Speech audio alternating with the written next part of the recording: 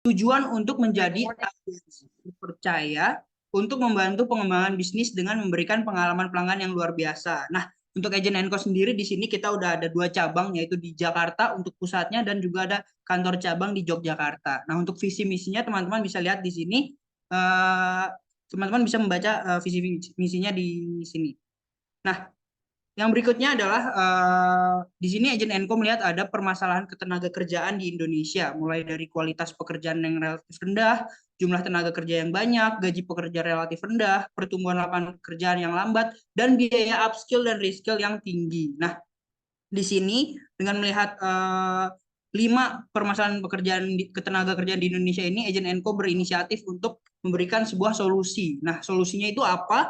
Yaitu aplikasi Tangkas by Agent & Co. Nah, jadi Tangkas by Agent & Co ini merupakan platform training online berbasis mobile apps yang gratis yang berisi mengenai pelatihan hard skill dan soft skill, berbagai lowongan pekerjaan, sekaligus misi-misi yang bisa menjadi tambahan penghasilan untuk teman-teman semua yang ada di sini. Nah, aplikasi Tangkas ini tentunya cocok banget buat fresh graduate, mulai dari SMA dan sederajat, first jobber, blue collar worker, hingga profesional. Nah, keuntungannya apa sih Kak untuk aplikasi Tangkas ini? Tentunya di sini teman-teman yang pertama itu memiliki keuntungan gratis, jadi aplikasi ini gratis dan bisa diakses seumur hidup.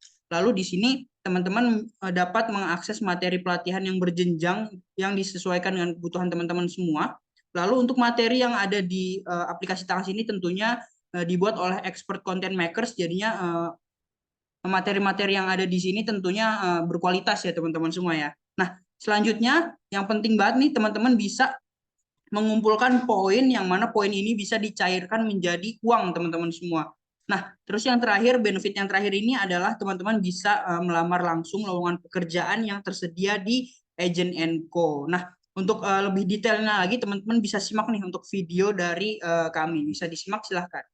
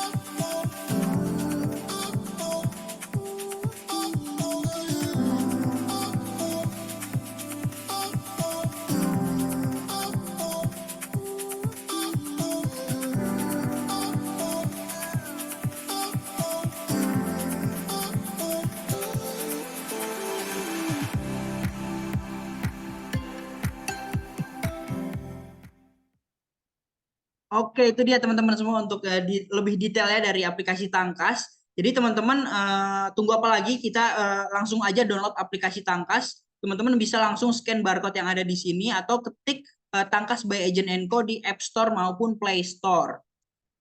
Nah, di sini aku pengen jelasin lebih detail lagi nih terkait aplikasi Tangkas. Jadi teman-teman setelah mendownload aplikasi Tangkas, teman-teman bisa langsung melengkapi profil dengan mengklik menu utama, klik tombol pilihan menu, lalu lengkapi profil teman-teman semua. Lalu yang berikutnya, teman-teman di sini juga bisa menambahkan penghasilan melalui poin-poin yang ada di aplikasi Tangkas. Nah, di sini teman-teman bisa ikutan training, lalu bisa selesaikan misi yang ada di aplikasi Tangkas, dan juga tentunya teman-teman bisa mendapatkan kode voucher di acara-acara atau event-event yang diselenggarakan oleh Agent & Co, yang mana nanti kode voucher tersebut bisa menghasilkan poin untuk teman-teman semua. Nah, lalu yang berikutnya tentunya teman-teman di sini bisa mengakses beberapa training-training yang berkualitas dan berjenjang nih teman-teman semua. Tentunya di menu training, lalu di sini di training ini teman-teman bisa mendapatkan ilmu-ilmu hard skill maupun soft skill dari Agent & Co. Lalu yang kemudian teman-teman juga bisa apply lowongan pekerjaan yang ada di aplikasi Tangkas by Agent & Co. Di sini teman-teman bisa ke menu utama, lalu klik tombol pilihan menu, lalu apply lowongan pekerjaan yang ada di Agent & Co. Lalu yang berikutnya teman-teman setelah mengumpulkan poin yang banyak nih teman-teman tentunya bisa mencairkan koin tersebut ke rekening bank teman-teman semua nih. Jadi di sini di aplikasi Tangkas teman-teman bisa ke menu utama, klik tombol pilihan menu lalu pilih penarikan koin ya teman-teman semua ya. Jadi di sini teman-teman bisa mencairkan koin dengan minimal teman-teman harus punya 55.000 koin dulu baru bisa nanti dicairkan. Nah, lalu yang selanjutnya teman-teman bisa daftar langsung untuk event-event yang diselenggarakan oleh Agent Enco seperti webinar seperti saat ini. Teman-teman bisa pilih klik event lalu pilih event yang sedang tersedia di aplikasi Tangkas by Agent Enco. Nah, ini nih teman-teman yang ditunggu-tunggu oleh teman-teman semua. Jadi di sini teman-teman bisa mengakses kode voucher untuk webinar kali ini yaitu Januari. Lalu untuk kode vouchernya ini valid dari 1 Januari sampai 31 Januari 2024. Teman-teman tentunya bisa dapat 3.000 poin nih langsung.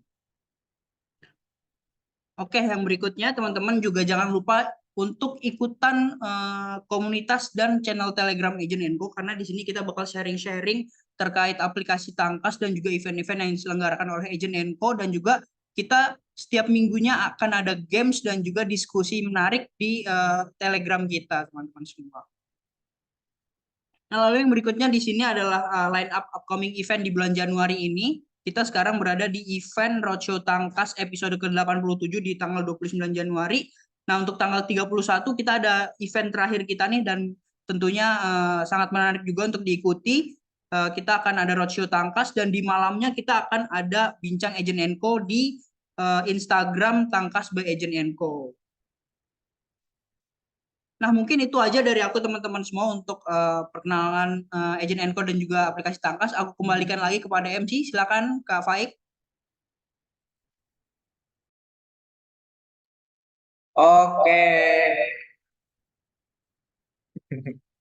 oke, thank you Kak Alif untuk presentasinya yang keren banget, yang udah ngasih tahu nih apa aja manfaat dari aplikasi Takas dan apa sih itu Agent Info. Jadi teman-teman mungkin kalau misalnya masih kepo-kepo tentang Agent Info itu apa dan Takas itu apa, bisa ikutin webinar terus, bisa ikutin webinar kami terus dan juga mungkin bisa masuk grup Telegramnya untuk nanya-nanya kayak gitu. Oke, teman-teman, kita tadi udah dikasih sedikit materi dari Kak Alif tentang Jenenko dan aplikasi Tangkas. Sekarang kita masuk ke acara utamanya. Acara utama apain ya? Yaitu ada materi yang bakal diberikan sama pemateri yang kece banget, yang keren banget, yang udah expert lah di bidang tentang komunikasi ini. Jadi udah join juga di antara kita untuk pemateri hari ini. Jadi mungkin aku kenalin sedikit ya untuk pemateri hari ini ataupun narasumber hari ini. Ada namanya Kak Yuris Sabrina. Dia adalah public speaker, announcer juga, MC juga, dan podcaster juga. Yang pada sore hari ini akan membahas mengenai menguasai komunikasi efektif kunci sukses di dunia pekerjaan. Jadi teman-teman nih yang mungkin komunikasinya atau public speakingnya masih kurang pede ataupun kurang baik, insya Allah setelah mengikuti webinar sore ini bisa makin keren, makin kece dan makin lancar ngomongnya. Tapi mungkin tanpa menunggu lama-lama kita sebut aja ya untuk Kak Yuris biar bisa join juga bersama aku. Oke, ini udah di. Halo Kak Yuris, selamat sore. Halo, selamat sore Kak Faik, thank you. Sudah diundang ke sini buat cerita-cerita, buat sharing-sharing sedikit ya. Oke, thank you. Mungkin teman-teman udah nggak sabar nih, udah sekitar 100 orangan Kak ternyata yang udah join, yang udah semangat banget nih untuk dengerin materi Kak Yuris pada sore hari ini. Mungkin teman-teman kalau punya pertanyaan di keep dulu aja atau mungkin nggak sabaran bisa boleh lewat chat dulu aja, nanti di akhir acara bakal aku bantu untuk tanyakan Kak Yuris. Mungkin untuk sekarang, untuk waktunya aku kasih ke Kak Yuris untuk ngisi webinar kali ini. Dipersilahkan Kak Yuris, silahkan monggo. Terima kasih Kak Faik dan juga Kak Alif. Kasih tepuk tangan dulu dong teman-teman buat teman-teman dari Agent Enco. Luar biasa ya sore hari ini ya. Jadi kemarin ada apa ini namanya? Yeay. Jadi kemarin saya kebetulan dimintain tolong untuk sore hari ini ngisi materi tentang komunikasi efektif ya. Sebelumnya mau tanya dulu, teman-teman ada yang masih kuliah, sekolah, atau semuanya sudah bekerja? Boleh chat di kolom chat. Jadi biar bisa aku lihat nih seberapa banyak kira-kira yang udah kerja. Oke, ada yang udah kuliah, bekerja, cari kerja, kuliah. Wow, kuliah banyak, fresh graduate. Oke, good. Kuliah, baik. Yes, cari kerja. Oke, sip, good, bekerja. Thank you antusiasnya teman-teman. Baik, berarti banyak yang udah bekerja, kuliah, dan ada yang fresh graduate sedang mencari kerja ya. Semoga ilmunya sore hari ini bisa bermanfaat untuk nanti teman-teman yang ada di sini, entah yang masih kuliah atau yang sudah bekerja atau bahkan untuk yang masih mencari pekerjaan bisa berguna ya. Boleh di-share slide yang tadi sudah saya kirimkan mungkin Kak Alif?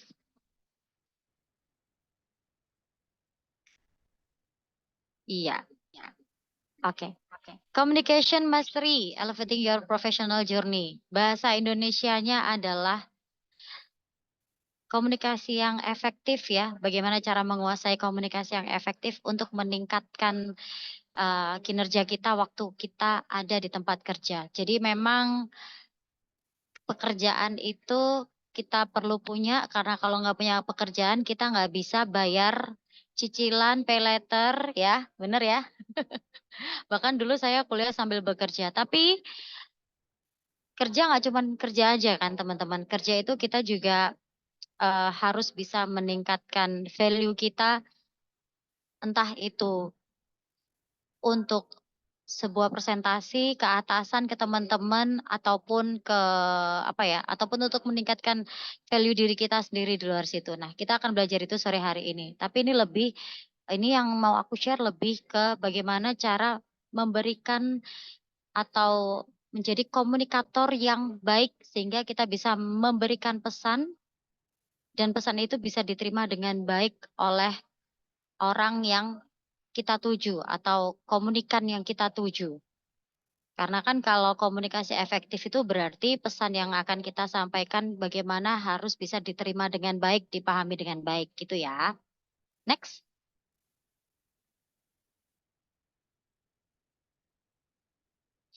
Ini tadi sekelumit sekelumit sekelumit hidup saya ya.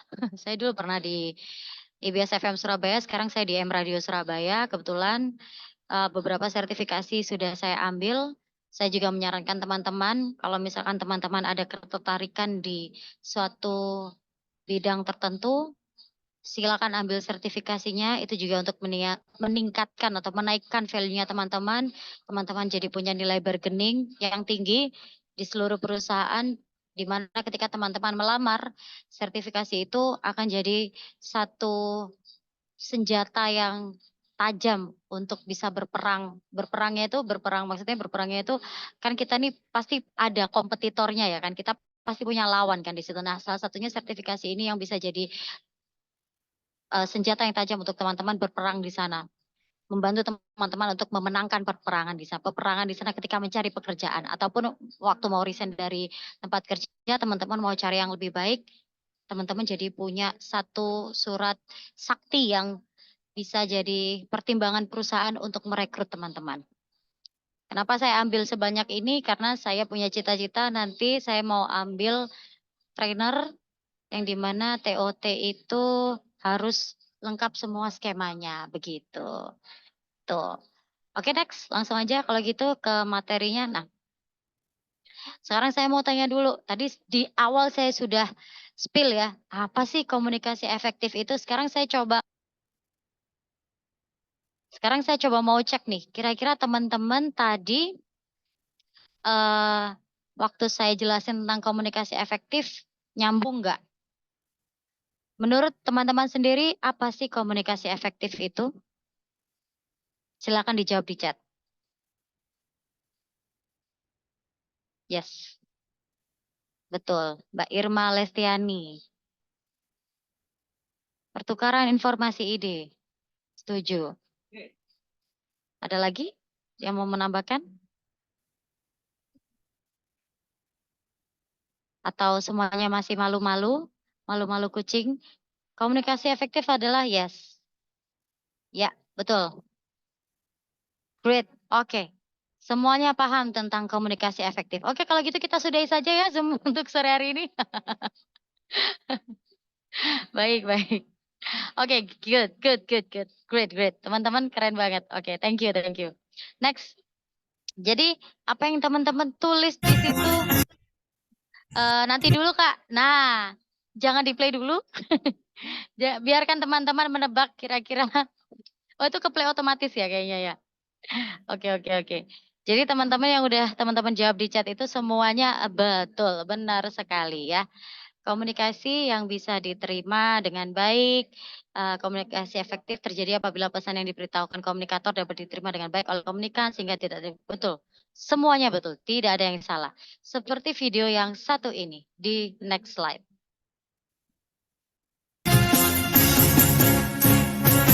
Menggunjing orang itu sarang dosa, mengganggu orang itu sarang dosa, mencaci orang itu sarang dosa, menfitnah orang itu sarang.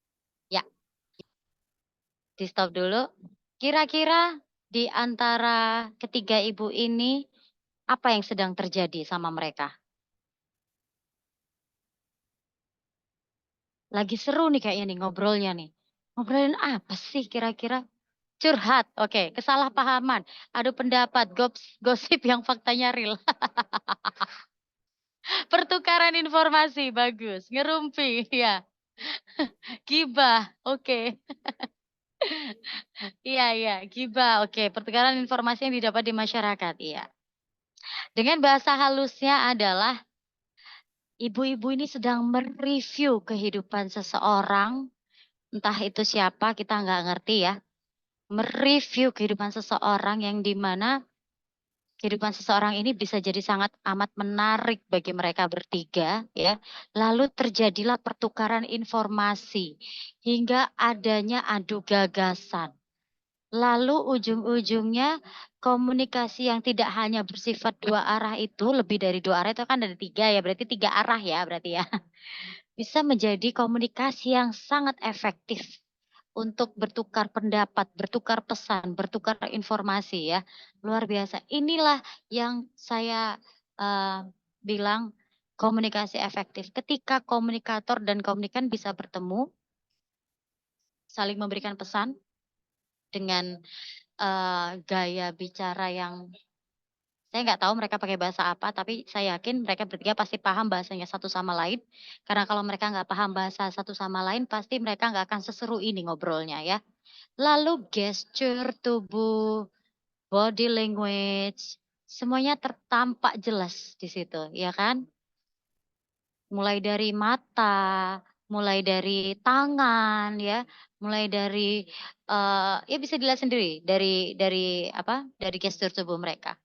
Apakah itu juga termasuk komunikasi? Ya. Nanti kita akan bahas di slide-slide berikutnya. Oke, next slide. Ma, aku pengen neng Korea. Iya, besok ya neng Korea. Ngono. Ma, aku ini. Ma, aku pengen neng Korea. Halah, lah buat Korea aku larang. Ngono gemsa aku lek ngono iku. Anu kan duwe, mek sing bayi. Dilot-lot anake aja di nganu we. Utawa ya iki lah. Mama baik iku lah aku deklarasiku. Auna, iku salah dong. Ngono lah salah sama aku. Dengerin kupingnya, dengerin. Laula idin salah. Ya awakku salah. Kok dilima kok salah terus. Oh, pengen dijawab ra. Tak untak ning kene sisan yo. Ngono. Gemesak Oke. marahi gue ana iku. Piye Oke. nah? Lek kowe carane lek kowe duwe mak kaya aku ngene. Kek langsung nangis gak? Aku langsung nangis. Kececeran. Wong ora dituruti apa-apa lek mak sing baik kok dituruti apa-apa. Lek pengen sepak itu ya ditukakno, lek pengen tuku mak dolanan, iya ditukakno. Lek mak aku ya, mak tuku sepatu, tuku. Nah, ini tadi tiba-tiba ada Mas Farhan ya. Ada Mas Farhan yang bilang nggak paham karena pakai bahasa Jawa dan belum fasih, tidak efektif ke saya. Oke. Lalu di bawah Mas Farhan ada Mbak Irma Lestian, lagi impersonate ibunya. Anak emak. Komunikasi yang efektif adalah komunikasi yang menggunakan bahasa yang baik dan benar dari Hermawan. Oke. Niruin cara ibunya ngomong. Tidak efektif karena hanya satu arah saja. Komunikasi nggak nyambung. Teman-teman dari sini ternyata sudah bisa menyimpulkan ya bahwa di slide pertama dan slide kedua itu ada yang berbeda. Kalau saya bilang di slide kedua ini dia menggunakan bahasa Jawa yang saya yakin 100% yang hadir di sini pada sore hari ini bukan semuanya orang Jawa. Seperti Mas Farhan tadi. Jadi nggak paham sama apa yang diomongin sama si anak ini. Tapi yang benar-benar paham yang benar-benar paham bahasa Jawa pasti akan ngerti nih, nih anak ngomong apa gitu kan. Ya kan? Nah, kalau di videonya sendiri anak ini sebenarnya lebih dia ke curhat, cerita, storytelling, entah ke siapa. Tapi coba lihat tatapan matanya. Dia mengarah ke satu arah yang mungkin orang itu yang mendengarkan dia waktu itu. Komunikasi searah kata Mbak Devina. Dan itu betul. Jadi dia cerita orang lain mendengarkan. Hanya orang-orang yang paham bahasa Jawa yang ngerti dia ngomong apa. Efektif. Tapi bukan berarti, maksud saya bukan orang Jawa, pasti nggak akan paham. Nggak efektif nih, ngomong apa sih dia? Karena nggak ngerti bahasa Jawa. Oke, next. Jadi komunikasi efektif itu selain bertukar pesan, ya pesannya bisa jadi nyampe dengan baik dengan menggunakan bahasa yang baik dan benar. Selain itu juga apalagi bisa dilihat body language. Bisa di next slide Kak. Nah ini dia pengiriman pesan dari satu orang komunikator ke orang lain atau komunikan yang menerima pesan dan pertukaran pesan verbal maupun non verbal antara komunikator pengirim dengan komunikan penerima pesan untuk mengubah tingkah laku. Yang poin pertama ini untuk video kedua. Yang poin kedua ini untuk video pertama. Karena di situ ada nonverbal yang dilakukan ibu-ibu itu ketika gibah. Mulai dari mata, wah matanya melotot, habis gitu gerakan tangan, wajah, mimik ya. Nggak bisa bohong kayak gitu. Wah itu kayaknya seru banget nih kalau gibahin. Nggak tahu siapa yang digibahin gitu kan. Next. Tapi kira-kira teman-teman tahu nggak sih? Di komunikasi itu kan kita belajar tentang berbicara ya. Tapi teman-teman tahu nggak sih bedanya antara talk dan juga speak? Talk dan speak. Kalau dari dua video tadi, kira-kira mana yang menurut teman-teman talk, mana yang menurut teman-teman speak? Kalau talk, ini kebetulan saya dapat materi ini dari Mas Coki Sitohang. Jadi talk itu cuma ngomong yang biasanya dipakai untuk ngobrol secara informal, secara casual. Tidak untuk membahas sesuatu hal yang bisa menginspirasi, enggak. Berbeda dengan speak. Ketika kita berbicara dengan baik dan benar, dengan menggunakan etika, sehingga terjadilah komunikasi efektif dan efisien, yang akhirnya, when we speak, we can inspire our audience. Ketika kita ngomong, kita bisa menginspirasi pendengar kita atau audiens kita. Itu artinya talk dan juga speak. Jadi kalau talk itu kayak kita ngomong remeh-remeh, receh-receh gitu kan ya. Kalau speak kita ngomong bener-bener yang ada meaningnya, yang ada artinya, yang ada isinya, bobotnya, visi misinya apa, itu di speak. Bedakan itu teman-teman ya. Talk ngomong remeh-remeh, receh-receh, tapi kalau speak kita bener-bener ngomong yang mulai dari komunikasi nonverbal sampai verbal, mulai dari komunikasi verbal sampai nonverbal kita pakai semua. Mungkin teman-teman yang sudah bekerja atau teman-teman yang kuliah ya pernah presentasi di depan kelas atau di depan teman-teman kantor. Itulah yang saya namakan speak. Teman-teman menyampaikan sebuah sebuah materi yang dimana materi itu teman-teman ramu teman-teman rangkum, teman-teman bicarakan, teman-teman sampaikan pesannya sehingga para audiens yang ada di ruangan itu paham akan maksudnya teman-teman ketika teman-teman membawakan sebuah presentasi. Disitulah teman-teman menjadi seorang presenter yang baik karena pesannya nyampe.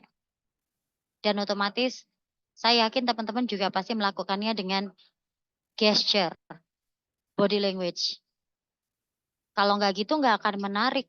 Cuman ngomong aja tapi gesturnya nggak gerak, diem aja, itu jadi kayak aneh gitu. Pasti akan ada tangan yang bergerak atau mungkin berpindah tempat atau mungkin teman-teman menunjuk poin-poin yang ada di layar LCD dan lain sebagainya. Itu yang kita namakan komunikasi nonverbal. Adanya gesture, body language, dan lain sebagainya.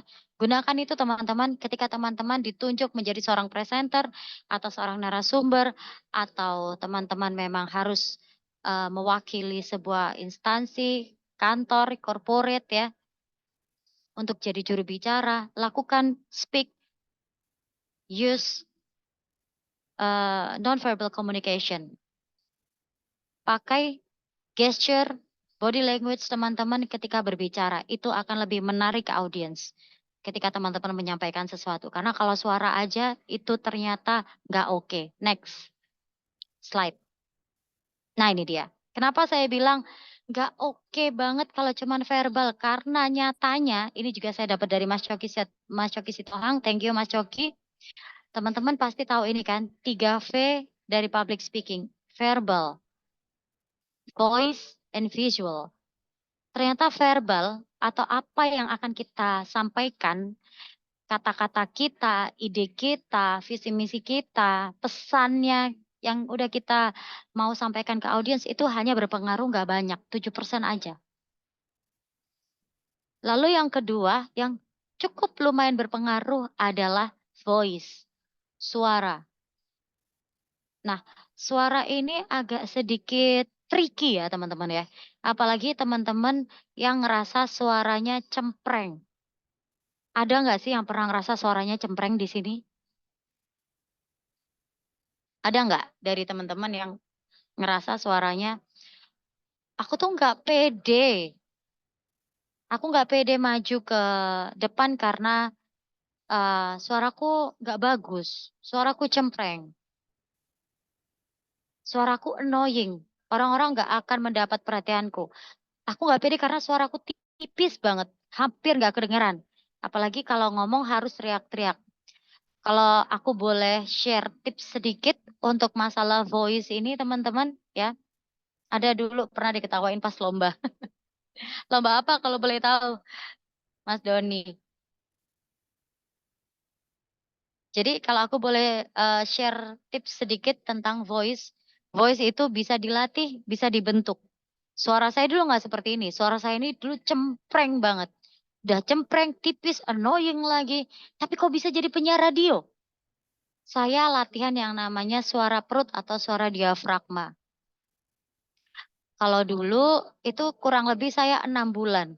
6 bulan belajar suara diafragma. Lalu setelah 6 bulan saya masih belajar lagi gimana caranya intonasi, artikulasi, speed atau tempo ketika berbicara. Jadi voice ini mempengaruhi, ya lumayan mempengaruhi daripada verbal. Ketika teman-teman ngomong tapi intonasinya nggak jelas alias nyeret, itu pasti komunikan atau si penerima pesan yang kita ajak ngobrol, pasti nggak akan nangkep pesannya apa. Ngomong apa sih dia? Iya, ngomongnya kok gremeng ya. Kalau kata orang Jawa itu gremeng itu apa ya? Nggak jelas gitu. Intonasi juga. Kalau misalkan intonasinya datar-datar aja, selamat sore teman-teman, saya Yuri Sabrina, saya pernah siaran di IBS FM dan sekarang saya penyiar di M Radio. Kayak lama-lama yang dengerin tuh ngantuk pasti. Mungkin dari teman-teman yang kuliah di sini, ada yang punya dosen kayak gitu. Bikin ngantuk, gara-gara kalau misalkan lagi ngajar, intonasinya datar aja. nggak ada penekanan, nggak ada apa ini namanya powernya. Ngomong itu harus berpower teman-teman, karena kalau teman-teman ngomongnya nggak berpower, saya yakin audiens juga nggak akan ngerasain semangatnya teman-teman ketika teman-teman jadi seorang presenter, MC ataupun moderator di depan panggung. Kayak flat aja gitu, males orang jadi dengar ngomongnya. Ngomong apa sih nggak jelas, ah gini-gini doang ngantuk, pindah aja yuk, keluar aja yuk dari ruangan yuk. Voice. Dan satu tips lagi untuk teman-teman yang mungkin punya permasalahan di suara ya, cari di Google 15 jurus senam vokal. Banyak, itu banyak banget di Google. 15 jurus senam vokal, coba cari. Itu bisa untuk teman-teman latihan sendiri di rumah. Kurang lebih butuh waktu 15 sampai 20 menit teman-teman melakukan 15 jurus senam vokal itu. Kegunaannya banyak banget. Mulai dari apa ini meregangkan otot, biar otot sini ya, biar nggak terlalu kaku. Terus habis gitu membulatkan suara, belajar pernafasan diafragma, biar suaranya irgasm, biar suaranya kedengeran, biar suaranya juga enak dan bisa diterima dengan baik pesan yang disampaikan. Lalu artikulasi juga akan jelas alias ngomongnya nggak nyeret. Ngerti nggak ngomong yang nggak nyeret itu kayak gimana? Kayak gini loh. Misal aku bacain ya. Review of public speaking. Itu nyeret. Coba kalau gini. Review of public speaking. Itu nggak nyeret. Nah itu dari artikulasi. Verbal. 7%. What we say. The word. Idea. Material. Intonasi dapat. Artikulasi dapat. Speed dapat. Volume dapat. Coba kalau gini. Voice 38%, volume, speed, articulation. Nah, itu nyeret. Orang nggak akan paham ngomong apa sih dia. Pasti akan langsung di skip. Karena bikin ngantuk. Nah, yang terakhir yang saya bilang tadi yaitu visual. Visual ini sangat amat berperan penting. Karena dia yang punya paling besar prosentase dari ketiga V of public speaking. 55%, di atas 50%. Yaitu apa? Yang pertama penampilan. Grooming ya, penampilan. Gesture. Lalu slide yang teman-teman tampilkan ketika teman-teman menjadi seorang presenter. Graphic. Graphic itu ada di dalam slide dan lain-lain sebagainya. Tapi yang paling mendominasi pertama kali grooming. Ketika teman-teman mau maju atau tampil di depan banyak orang, teman-teman pastikan penampilannya nggak usah terlalu too much, nggak perlu pakai barang-barang branded. Yang penting teman-teman nyaman pakainya, yang penting teman-teman terlihat rapi, wangi, jangan lupa ya. Lalu gesture. Gesture itu sebenarnya nggak semua orang bisa, tapi kalau kita mau latihan itu bisa dilatih. Gesture bagaimana ketika kita menjadi seorang presenter, bagaimana kita menjadi seorang narasumber, MC. Gesture itu bisa dilatih sambil melatih materi yang akan kita sampaikan ketika kita jadi seorang presenter ataupun public speaker. Tuh, next. Sekarang saya tanya dulu ke teman-teman ya. Kira-kira manfaat komunikasi efektif yang menurut teman-teman itu akan bisa bekerja dengan sangat baik di dalam dunia pekerjaan apa aja? Silakan dijawab di chat. Saya tunggu. Tidak apa-apa. Jangan terburu-buru ya. Skill negosiasi, good. Ada lagi? Ada lagi? Ada lagi yang bisa jawab? Dipercaya atasan untuk suatu proyek. Oke. Bisa. Ada lagi?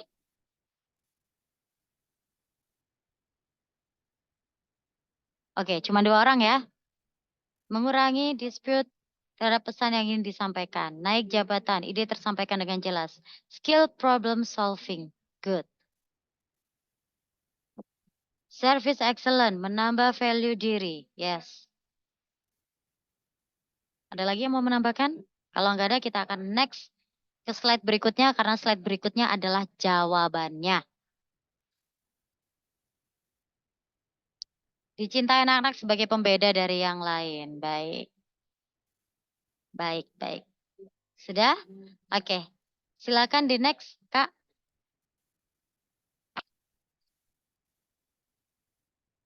Jadi yang muncul adalah, ini sebenarnya banyak, tapi yang bisa saya cari gambarnya hanya 3 ya. Karena kalau kebanyakan gambar nanti nggak bisa ngejelasin satu-satu. Mending langsung aja. Salah 3-nya adalah team building. Akan membentuk sebuah tim yang bagus sekali. Komunikasi efektif itu. Yang kedua, bisa memotivasi para pekerja, para karyawan, atau karyawan yang ada di perusahaan tersebut. Lalu produktivitas meningkat juga pastinya. Kalau sudah dapat tim yang bagus, akhirnya termotivasi untuk bekerja yang lebih baik lagi, sehingga produktivitasnya naik terus, produktif terus. Nggak pernah merosot pekerjaannya, selalu selesai tepat waktu, on time. Dikerjakan bareng-bareng ataupun sendirian, itu semua nggak ada masalah. Dan yang pasti tadi ada juga yang ngejawab, bisa jadi problem solving. Yes, itu betul sekali. Karena tanpa komunikasi yang efektif, kita nggak akan bisa menyampaikan kira-kira solusi apa yang tepat untuk diberikan saat ada masalah di dalam tim atau di dalam pekerjaan kita. Bisa di next selanjutnya. Ini dia. Meningkatkan team building, meningkatkan produktivitas, mempermudah penerapan aturan, memahami karakter, menyelesaikan suatu konflik, mempermudah mengambil keputusan, dan meningkatkan motivasi. Saya akan bahas di sini satu persatu. Dari slide ini kita akan agak sedikit lama ya teman-teman. Tadi membangun team building sudah saya sebutkan ya. Karena memang produktivitas kita akan meningkat dan juga kreativitas karyawan ya. Kita kan sebagai karyawan nih kalau di suatu perusahaan. Itu juga nggak lepas dari pengaruh yang namanya tim yang solid. Kalau tim yang solid itu artinya kita bisa berkomunikasi dengan baik. Dan dengan membangun tim secara efektif itu, basicnya adalah harus diketahui bagaimana anggota tim bisa berkomunikasi dan bekerja sama. Oke, ini sepertinya terlalu berat ya. Saya akan ceritakan pengalaman saya baru-baru ini. Saya punya tim, nggak banyak, hanya 4 orang. Tim saya ini baru saja kemarin kami melaksanakan sertifikasi kompetensi. Baru saja kami melaksanakan sertifikasi kompetensi. Kami yang mengadakan BIMTEK-nya atau bimbingan teknis. Setelah itu kami yang menjadi jembatan antara peserta uji Serkom dengan LSP. Saya punya tim yang luar biasa hebat. Saya bilang kenapa? Karena mereka sudah tahu apa yang harus mereka kerjakan. Mereka sudah tahu apa yang harus mereka handle. Tanpa perlu perintah dari saya. Itu inisiatifnya mereka sendiri. Tapi sebelum itu terjadi, ketika kita meeting nih, rapat nih, ayo kita bikin Serkom yuk, gimana ya Mbak caranya? Sebenarnya saya bukan tim leader sih. Kalau saya bilang saya bukan tim leader, saya hanya tahu kita harus kemana, gitu aja. Saya hanya tahu kamu harus jalan kemana, kamu harus jalan kemana, apa yang harus kita lakukan. Dan itu kita kerjakan bareng-bareng.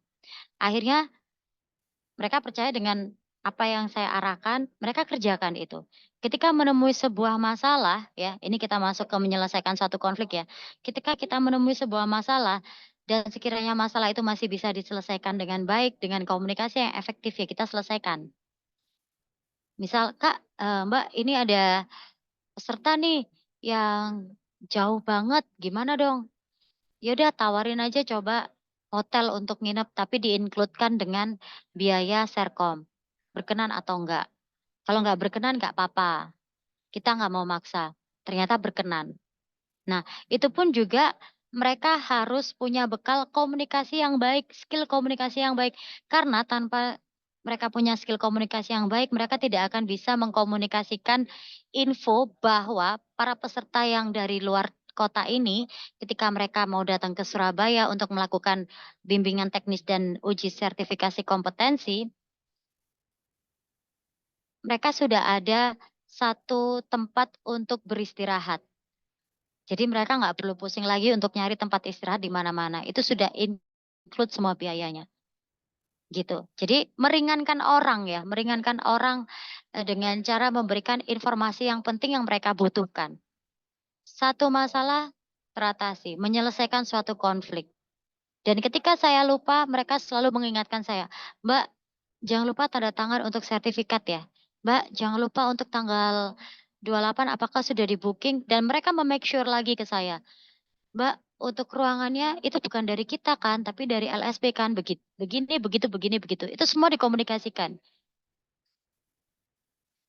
Akhirnya pekerjaan saya pun terasa ringan dan pekerjaan mereka pun terasa ringan, sama-sama saling membantu di situ. Dengan adanya komunikasi yang efektif. Tim yang tadinya saya anggap ini sebenarnya bukan tim, akhirnya terbentuklah menjadi satu tim yang bagus, yang bisa bekerja sama dengan baik. Dari situ meningkatlah produktivitas pekerjaan kami. Setelah Serkom ini, nggak lama kemudian kami membuat flyer untuk Serkom yang baru. Karena sebelum Serkom ini selesai, kita sudah mulai pelan-pelan mengevaluasi kira-kira kemarin pekerjaan yang sebelumnya kita lakukan apa ya yang kurang ya. Itu bisa jadi bahan masukan kami bersama, bahan evaluasi kami bersama. Sehingga nanti di next Serkom yang akan kita adakan bisa terminimalisir kesalahan-kesalahan yang sebelumnya. Itu. Nah, di situ akhirnya tim yang saya punyai sekarang ini mereka punya ibarat kata SOP ya, rules ya. Kami punya rules yang di mana rules itu kita buat untuk mempermudah pekerjaan kita yang pertama.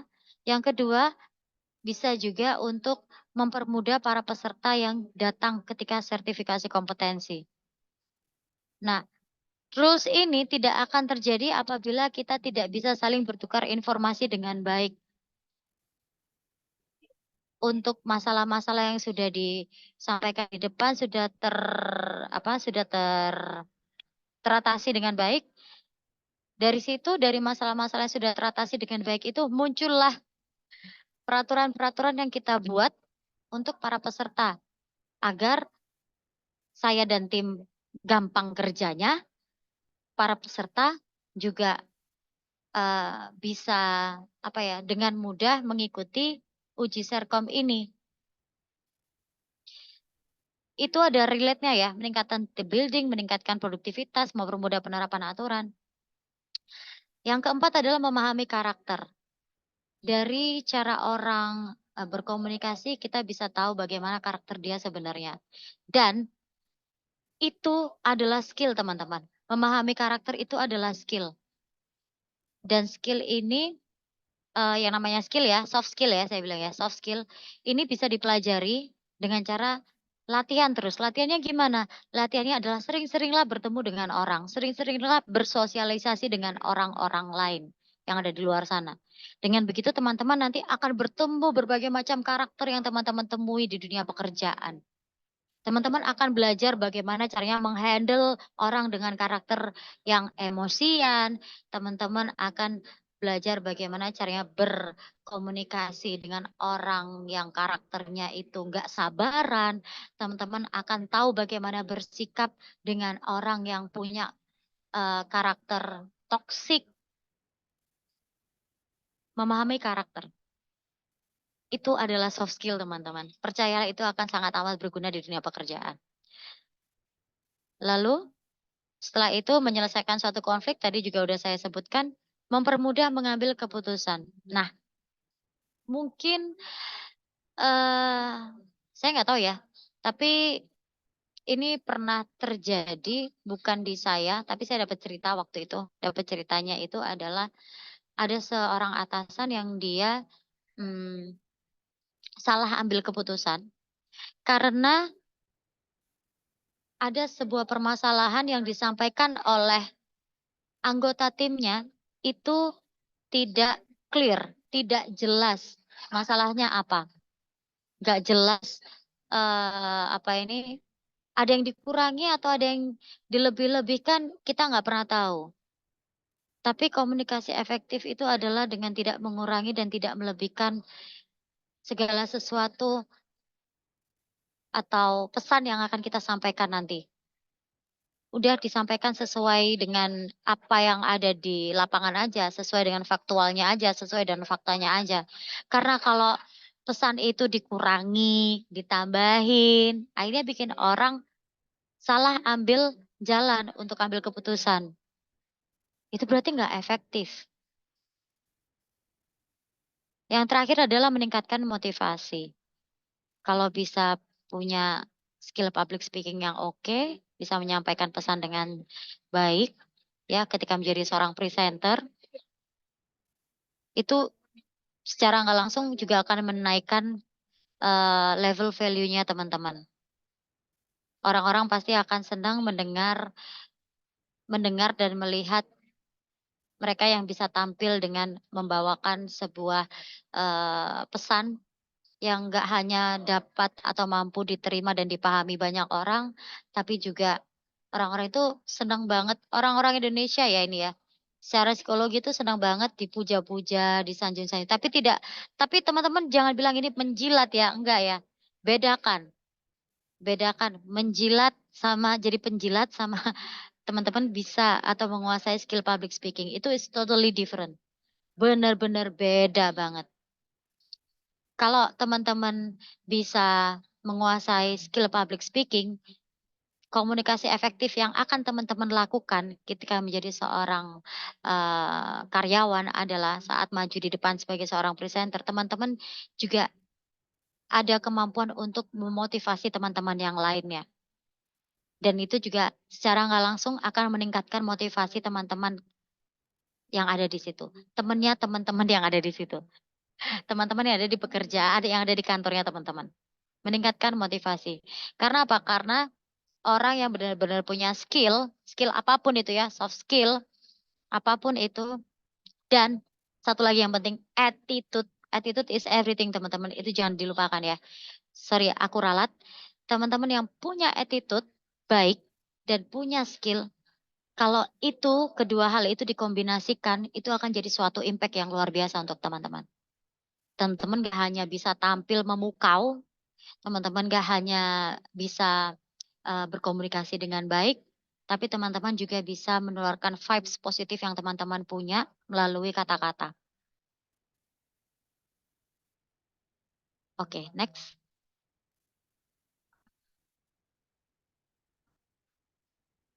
Caranya gimana dong biar bisa meningkatkan value kita atau bisa jadi kayak yang tadi jawaban-jawaban yang sudah disebutkan. Caranya adalah silakan di next. Gimana caranya bisa jadi seorang komunikator yang baik sehingga pesan-pesan yang kita sampaikan ke teman-teman sekantor kita, ke atasan kita, ke klien kita, itu bisa jadi sangat amat efektif. Yang pertama, be a good listener. Dan ini nggak semua orang bisa jadi pendengar yang baik. Kenapa saya bilang nggak semua orang bisa jadi pendengar yang baik? Karena jadi pendengar itu membutuhkan sebuah kesabaran, harus mau menahan ego, harus mau mendengarkan dengan baik, memaksimalkan kemampuan active listening. Nah, sekarang kita ngomongin tentang active listening ya. Kira-kira pengertian active listening menurut teman-teman itu apa? Silakan dijawab di chat. Apakah itu active listening? Ada yang bisa jawab? Atau masih cari di Google? Active listening? Menyimak dengan baik. Oke. Mendengar dengan seksama mungkin. Baik. Lanjut. Ada lagi? Kalau nggak ada, saya lanjut ya. Memahami apa yang disampaikan. Wow. Dapat memahami dengan baik. Yes. Mendengarkan perhatian dengan utuh. Oke. Semua jawabannya saya jadikan satu. Itulah active listening. Mendengarkan dan memahami apa yang disampaikan dengan baik. Yes. Telinga mendengarkan, tapi otak kita itu bekerja untuk memahami apa yang disampaikan oleh si komunikator. Karena kalau kita cuma dengerin aja, tapi kita nggak memahami, nggak mengolah kata-kata atau pesan yang disampaikan oleh si komunikator itu akan sia-sia biasa aja. Itu bukan active listening, cuma ngedengerin aja. Mendengarkan dengan baik, memahami dan dapat menyimpulkan informasi dengan baik. Yes. Be a good listener. Dan gak semua orang bisa seperti ini. Gak semua orang punya skill listening yang bagus. Tapi apakah bisa dipelajari? Bisa dipelajari. Bisa dilatih. Asal mau dan punya niat ya. Buat belajar, buat jadi pendengar yang baik ya. Belajarlah untuk mendengarkan ketika orang sedang berbicara sampai habis. Jangan dipotong. Karena kalau dipotong, itu pasti pesannya itu nyampainya nggak full. Cuma setengah-setengah. Dan itu bisa menyebabkan kesalahpahaman. Benar nggak? Jadi biarkan orang selesai berbicara dulu. Dan itu etika loh teman-teman.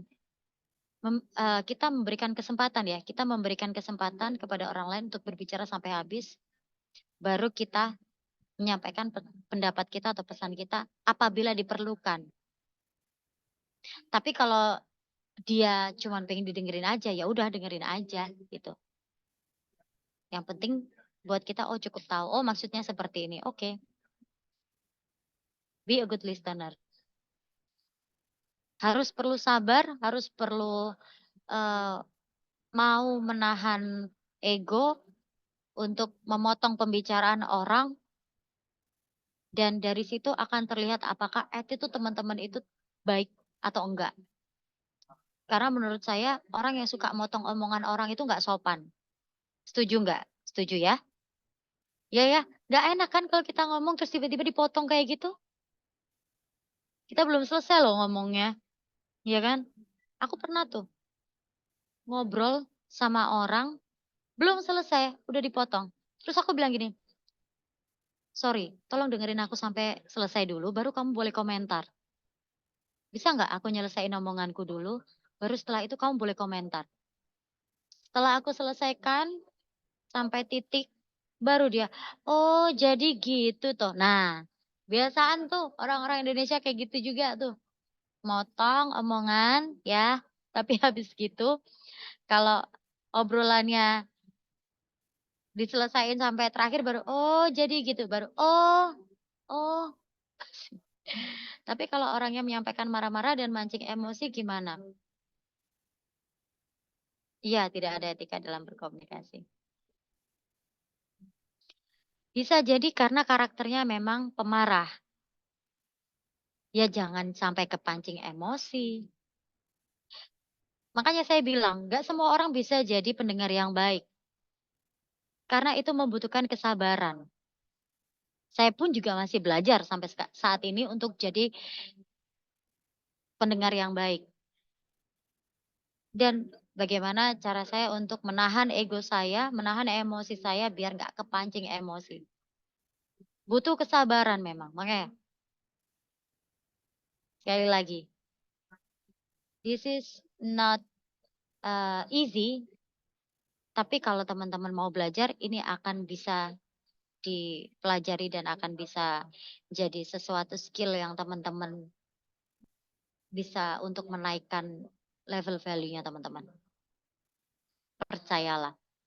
Karena dari situ juga akan dinilai attitude-nya teman-teman sebagaimana ketika ada orang ngobrol. Itu yang pertama. Yang kedua, gesture. Perhatikan bahasa tubuh. dan gunakan bahasa tubuh.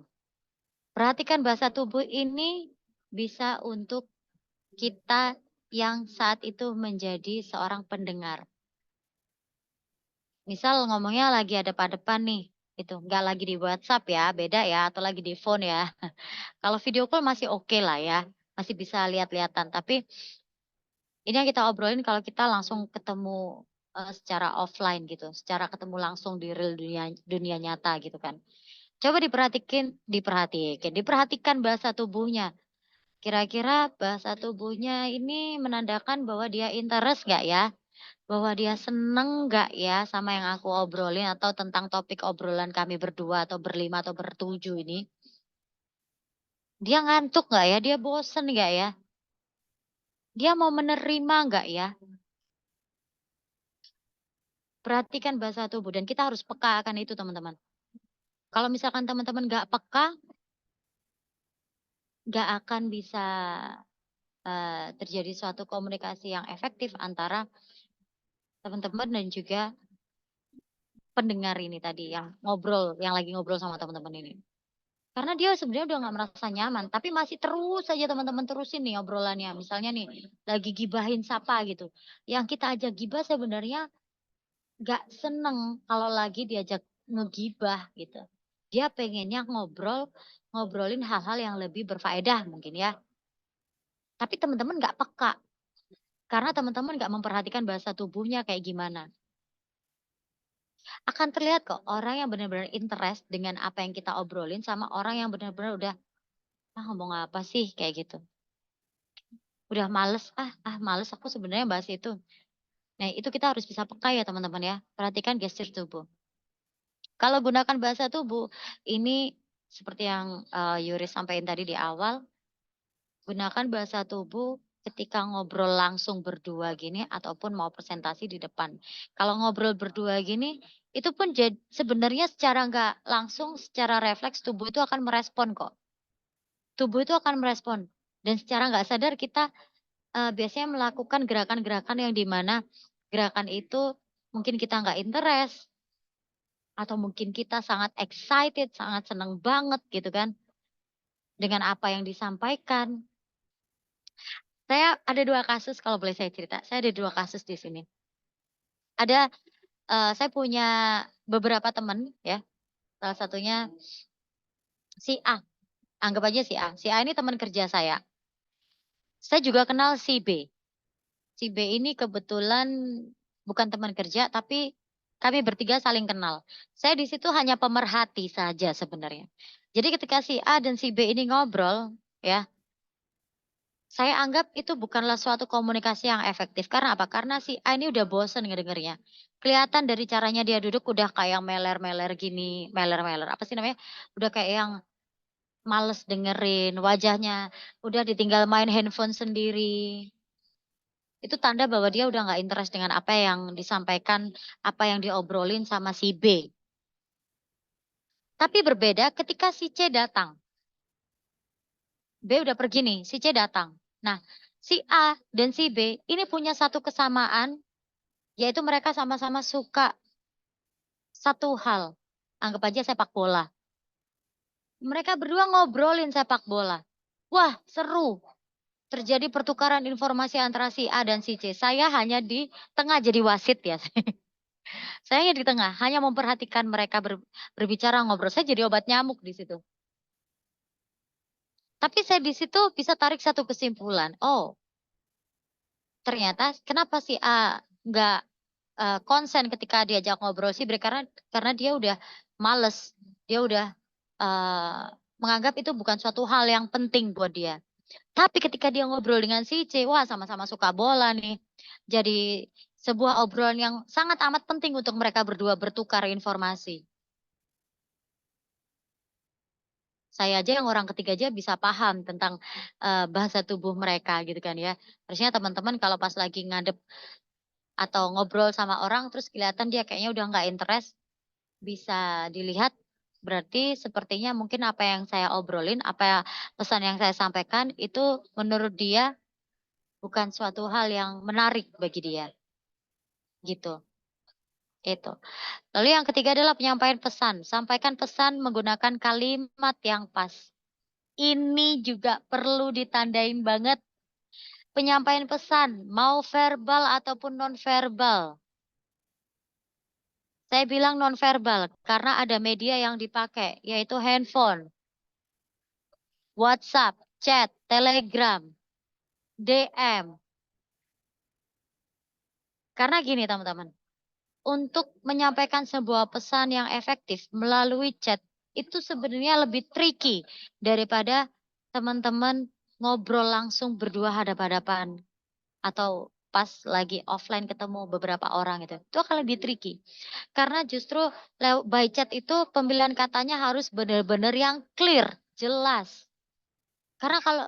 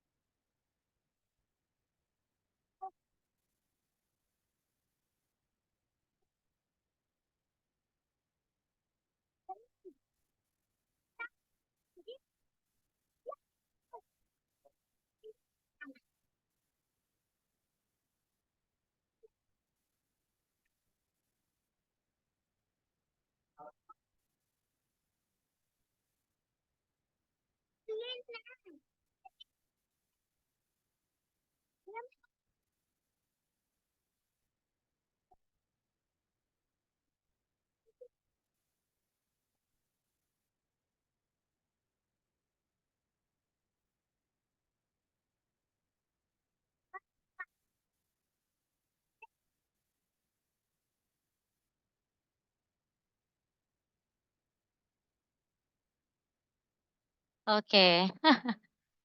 Oke, seru ya dengerin tuh tadi ya. Aduh, ternyata keputer. Aku nggak tahu nih, kok tiba-tiba bisa keputer. Tapi itu juga bisa jadi contoh ya, teman-teman. Bisa jadi contoh ketika penyampaian pesan apa yang disampaikan sama si adik kecil ini tadi, ya, dia menggunakan kalimat yang pas bagi yang mengerti. Untuk yang nggak mengerti, artinya apa? Itu bukan sebuah kalimat yang pas karena kita nggak paham, ya. Si anak ini tadi menyampaikan pesannya dengan menggunakan bahasa Jawa, kalau nggak salah Jawa Tengah ya itu ya. Kalau nggak salah Jawa Tengah. Bisa diterima? Bisa. Bagi orang-orang yang paham. Yang nggak paham pasti nanya, ini translate-nya mana ya? Subtitle-nya mana ya ini ya? Gitu ya kan? Oke, itu tadi ya.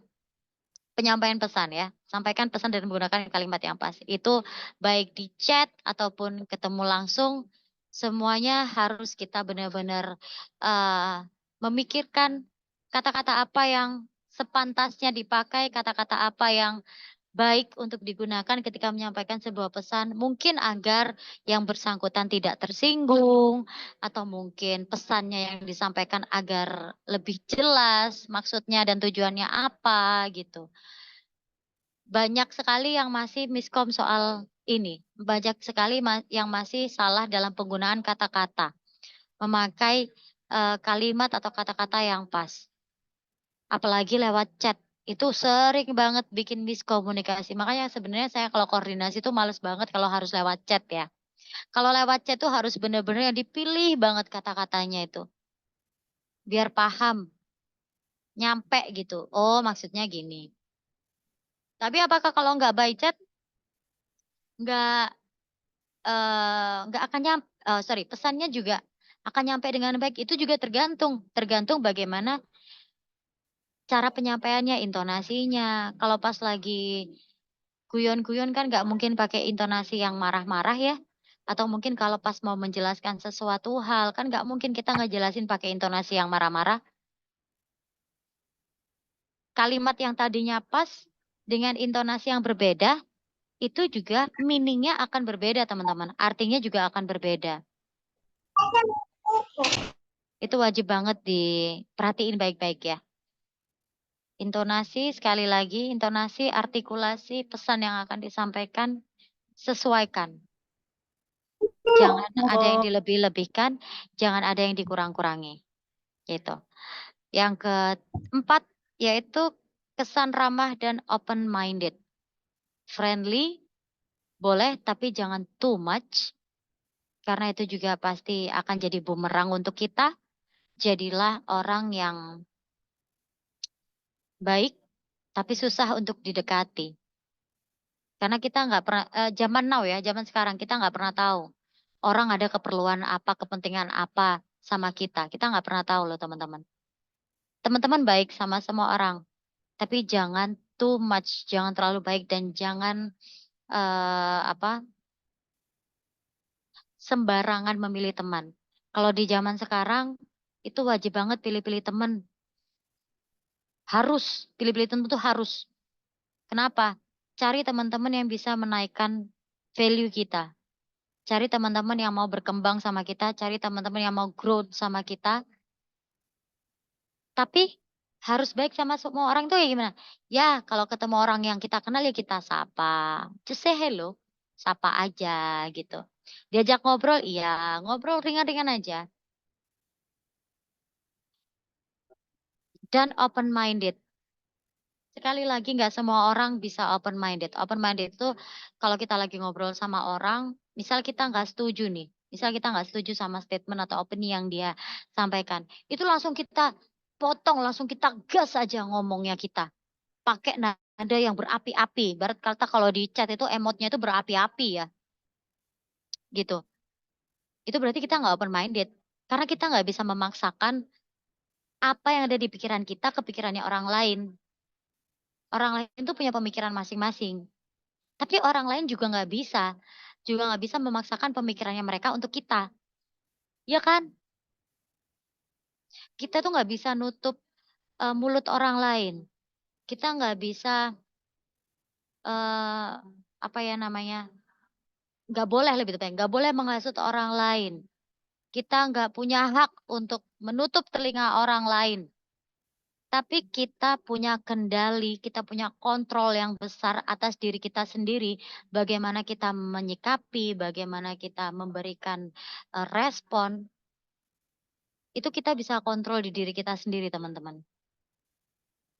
Apapun yang orang-orang sampaikan dan ketika teman-teman tidak setuju dengan itu, it's okay. Do not take it personally. Jangan terlalu dianggap yang kayak gimana gitu. Jangan terlalu dimasukkan ke hati lah. Ya udah itu opininya dia. Teman-teman harus punya apa ya? Harus punya kalau aku bilang idealis sih enggak sih, enggak harus idealis juga. Maksudnya teman-teman juga harus punya prinsip sendiri gitu loh. Ramah tapi open minded. Ramah tapi tidak mudah didekati. Ramah tapi teman-teman punya batasan-batasan yang perlu teman-teman berlakukan di tempat kerja. Kalau misalkan teman-teman ada unek-unek karena satu opini yang teman-teman gak setuju dengan teman kerja kantor yang ada di situ, teman-teman bisa sampaikan itu dengan cara yang baik. Misal, saya kasih contoh. Di satu forum, ada satu orang teman kantor yang dia ngasih statement dan opini yang menurut teman-teman gak oke. You are not okay with that, with his or her opinion. Kalian gak oke dengan opini yang dia sampaikan. Biarkan dia sampai selesai bicara. Ketika ada satu kesempatan untuk teman-teman bisa masuk ke situ, teman-teman angkat tangan, teman-teman sampaikan dengan cara, ini salah satu contoh ya, bisa dicontoh bisa enggak. Atau mungkin teman-teman bisa improvisasi sendiri. Gagasan yang disampaikan oleh si A ini bagus. Saya sangat setuju. Tapi apabila memungkinkan, atau apabila saya boleh memberikan masukan terkait dengan gagasan si A, lalu teman-teman sampaikan apa kira-kira opininya teman-teman, gagasannya teman-teman itu apa? Seperti itu. Jadi itu tidak menjatuhkan dia di depan forum, teman-teman berada di pihaknya dia, tapi teman-teman juga tidak membantah apa yang dia katakan, dan teman-teman berhasil mengeluarkan unek-unek atau opininya teman-teman sendiri di forum itu. Dari situ orang akan bisa menilai, dari situ orang akan bisa membaca bagaimana cara teman-teman merespon hal tersebut yang mungkin mereka tahu sebenarnya teman-teman teman-teman kantor tahu bahwa teman-teman ini nggak setuju dengan opini si A misal gitu. Jadi tunjukkan bagaimana kita merespon dengan baik tanpa harus menjatuhkan orang lain di depan banyak orang ya. Karena sekali lagi itu etika, itu attitude. Orang-orang yang bijak, orang-orang yang pintar pasti akan bisa menilai kok, wah ini dia bagus nih, caranya dia nanggepin nih. Nggak menjatuhkan sama sekali, tapi dia punya opini yang berbeda. Oke nih, itu bisa jadi salah satu alasan atasan akan mau menaikkan mempromosikan teman-teman ke jenjang yang lebih tinggi. Itu. Lalu yang terakhir adalah fleksibel. Pahami karakter lawan bicara, berikan tanggapan apabila diperlukan. Ini yang saya katakan tadi. Tidak semua hal yang disampaikan oleh komunikator sebagai si pembawa pesan kepada kita, si penerima pesan, kita komunikannya, itu bisa kita tanggapin. Kadang-kadang ada yang cuman mereka minta didengerin aja, kadang-kadang ada yang mereka cuman mau curhat. Tapi kalau misalkan teman-teman ada unek-unek yang mau teman-teman sampaikan, ini yang saya lakukan ya, ini yang saya lakukan. Ketika dia udah selesai ngomong, saya bilang gini, aku boleh kasih masukan nggak? Gitu. Nah, lempar pertanyaan itu, karena dari pertanyaan itu, dia nanti akan menjawab mau apa enggak. Kalau dia nggak mau, oh ya sudah nggak apa-apa. It's okay nggak apa-apa. Tapi itu menurutku sih, itu menurutku aja sih. Cuman kamu kalau nggak berkenan nggak apa-apa. Aku akan keep itu. Aku akan keep ceritamu. Jadi aku cuman tahu aja ya. Gitu. Tapi kalau kamu membutuhkan saran dari aku, kapanpun aku akan mau memberikan saran dan masukanku untuk kamu tentang terkait hal ini. Gitu. Jadi nggak memaksakan juga opini tentang opini yang kita punya. Kita nggak memaksakan pendapat kita ke dia. Kita tetap, ya itu tadi, open minded dan fleksibel. Ada pertanyaan sampai sini mungkin? Kita open pertanyaan dulu nggak apa-apa ya? Sambil sharing-sharing. Sampai jam berapa sih ini kita? Udah kelebihan ya?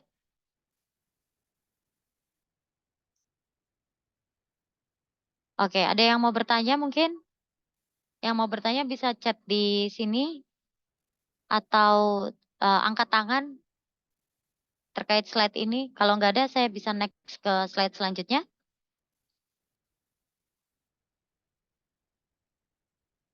Oke, bisa next ya, berarti ya. Ya, silakan di next slide berikutnya. Untuk beberapa skill komunikasi ini yang wajib banget agar diketahui oleh teman-teman dan nggak hanya diketahui tapi juga harus dikuasai ya. Untuk di dunia pekerjaan adalah, ya next. Ini tadi sudah dijawab sendiri sama teman-teman. Kemampuan menyampaikan ide dengan jelas, kemampuan mendengarkan tadi juga sudah saya jelaskan dengan baik. Empati. Kita ngomongin soal empati sekarang. Empati itu saya yakin setiap orang punya empati tapi kadarnya yang berbeda.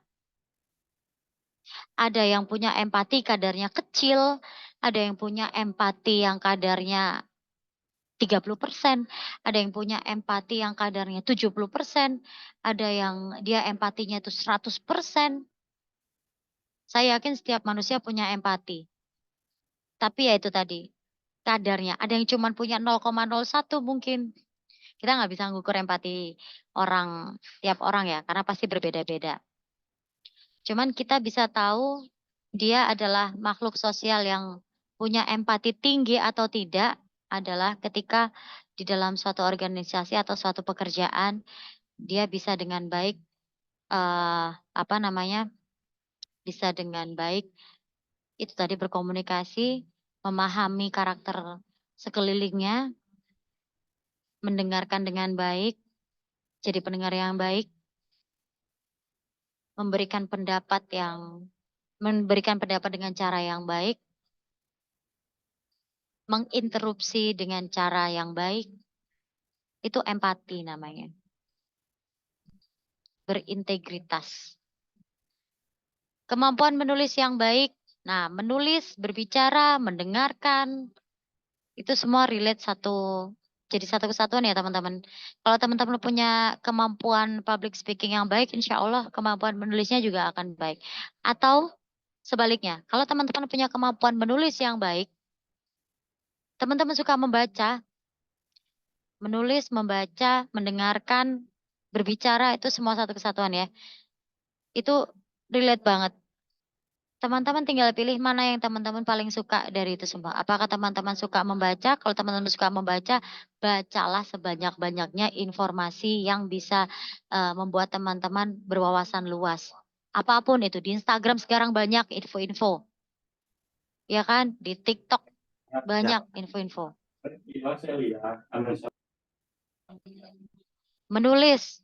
Kalau suka menulis, udah tulis diary, nulis kegiatan hari ini apa aja. Diary dulu lama banget ya. Kalau sekarang mungkin diketik ya di handphone ya. Bikin notes di handphone ya. Ya, ada yang mau bertanya kah? Oke, baik, siap. Siap. Lalu kemampuan berkomunikasi secara efektif melalui media sosial. Nah, ini dia. Ini juga ya teman-teman ya. Copywriting, pelajarin itu kalau suka menulis. Public speaking, pelajarin itu juga kalau suka bikin konten-konten yang ada suaranya, voice over-nya. Kemampuan menangani konflik, pemahaman bahasa tubuh, penggunaan teknologi komunikasi, dan kemampuan bernegosiasi. Ini semua sudah Yuri sebutkan, teman-teman juga tadi sudah menjawab dengan baik dan benar. Skill komunikasi ini mohon untuk bisa dipelajari, mana yang kira-kira bisa teman-teman tingkatkan untuk menaikkan level value-nya dari diri teman-teman sendiri. Jangan lupa juga untuk selalu menjaga yang namanya attitude, because attitude is everything. Oke, next. Nah, ini saya ambil dari Mbak Rizkyani Putri, founder dan CEO of Sinergi Bicara, yang merekomendasikan saya hari ini untuk menjadi seorang pembicara di sini. The way you ask and communicate represent a form of your concern of other. Bagaimana caramu menjawab dan berkomunikasi itu menunjukkan bagaimana kamu memperhatikan yang lainnya. Dari cara nanya sama cara ngomong aja udah kelihatan nih orang benar-benar baik nggak sih? Ini orang-orang benar-benar peduli nggak sih? Ini orang-orang benar-benar paham nggak sih? Gitu. Kayaknya ini slide terakhir deh. Masih ada slide lain nggak? Kayaknya nggak ada ya. Terakhir Kak Yuris kebetulan. Oh, oke. Ya ini slide terakhir dari saya. Terima kasih. Kalau misal sekarang ada pertanyaan mungkin boleh diketik di chat atau angkat tangan ya, Kak Faik ya. Oke, terima kasih Kak Yuris untuk penyampaian materinya yang keren banget. Benar kata Kak Yuris, teman-teman kalau ada yang mau tanya boleh lewat kolom chat ataupun lewat raise hand ya, on mic dan on cam juga biar bisa kita komunikasi secara langsung dengan Kak Yuris.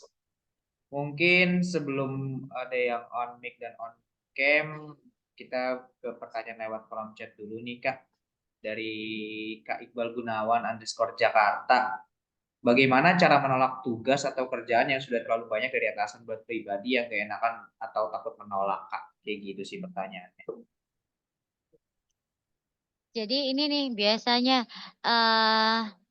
yang nggak suka nolak-nolak alias nggak enakan itu yang harus ini ya, itu yang harus dikurangin ya. Kalau terus-terusan nggak enakan, terus-terusan takut nolak, itu juga akan ngerugiin diri sendiri loh, menurut Yuris ya.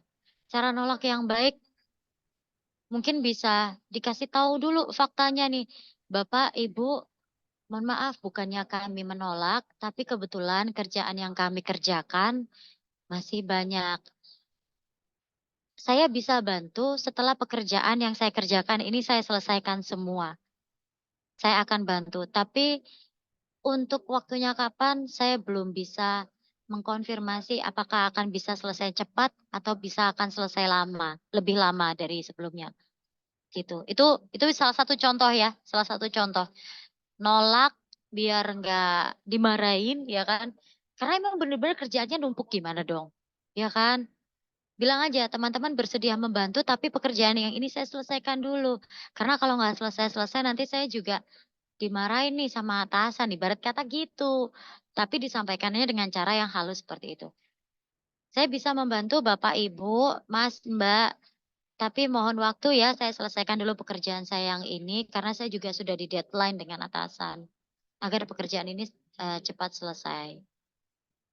Namun saya belum bisa memberikan konfirmasi kira-kira kapan saya bisa mengerjakan yang ini, saya selesaikan dulu karena ini bisa jadi lebih cepat selesainya atau lebih lambat selesainya," begitu. Oke, seperti itu ya, Kak Iqbal. Jawabannya semoga membantu dan menjawab untuk pertanyaannya. Oke, thank you Kak Yuris. Terus ada pertanyaan lagi nih Kak Iya, dari Kak Kania Salsabila di kolom chat. Izin iya. bertanya Kak, saat saya bercerita di tengah cerita, ibu saya sering memotong pembicaraan. Kadang suka langsung menasehati tetapi sambil menghadapi saya. Saya tidak nyaman. Bagaimana menghadapinya ya Kak? Terima kasih. Sering sih Pertanyaannya Kak kejadian. Apa gimana Kak ya? di kolom chat? Pertanyaannya di kolom chat ini saat Kania saya Salsabila bercerita. Bogor. Oh, ini kayaknya ini ya, problemnya seluruh anak di Indonesia ya ini ya. Betul, betul, betul. Kayaknya kita semua pernah ada di posisi ini ya nggak sih? Iya, diwakili nih sama Kak Kania. Gimana tuh Iya. Kak kira-kira nanggepinnya? Eee, memang kalau sama orang tua itu kita harus yang namanya patuh, sopan, ya kan? Biasanya ini mungkin agak sedikit tricky ya, agak sedikit tricky, tapi semoga ini bisa membantu ya. Lagi ngomong tiba-tiba dipotong, "Tes!" Nggak apa-apa, biarin aja sampai selesai orang tua kita ngomong. Orang tua kita ngomong biarin aja dulu sampai selesai. Sudah selesai, terus kita baru ngomong, atur. Jadi ketika lagi dengerin ibu ngomong atau siapapun ngomong, orang tua kita yang lagi ngomel ya, lagi marah-marah gitu. Kita sambil take a deep breath, biar apa? Biar kita cooling down, biar kita nggak kepancing emosi.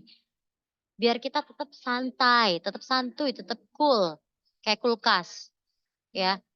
Setelah beliaunya selesai ngomong, sampaikan dengan nada yang baik, "Pak, Bu, gini loh maksud saya." Atau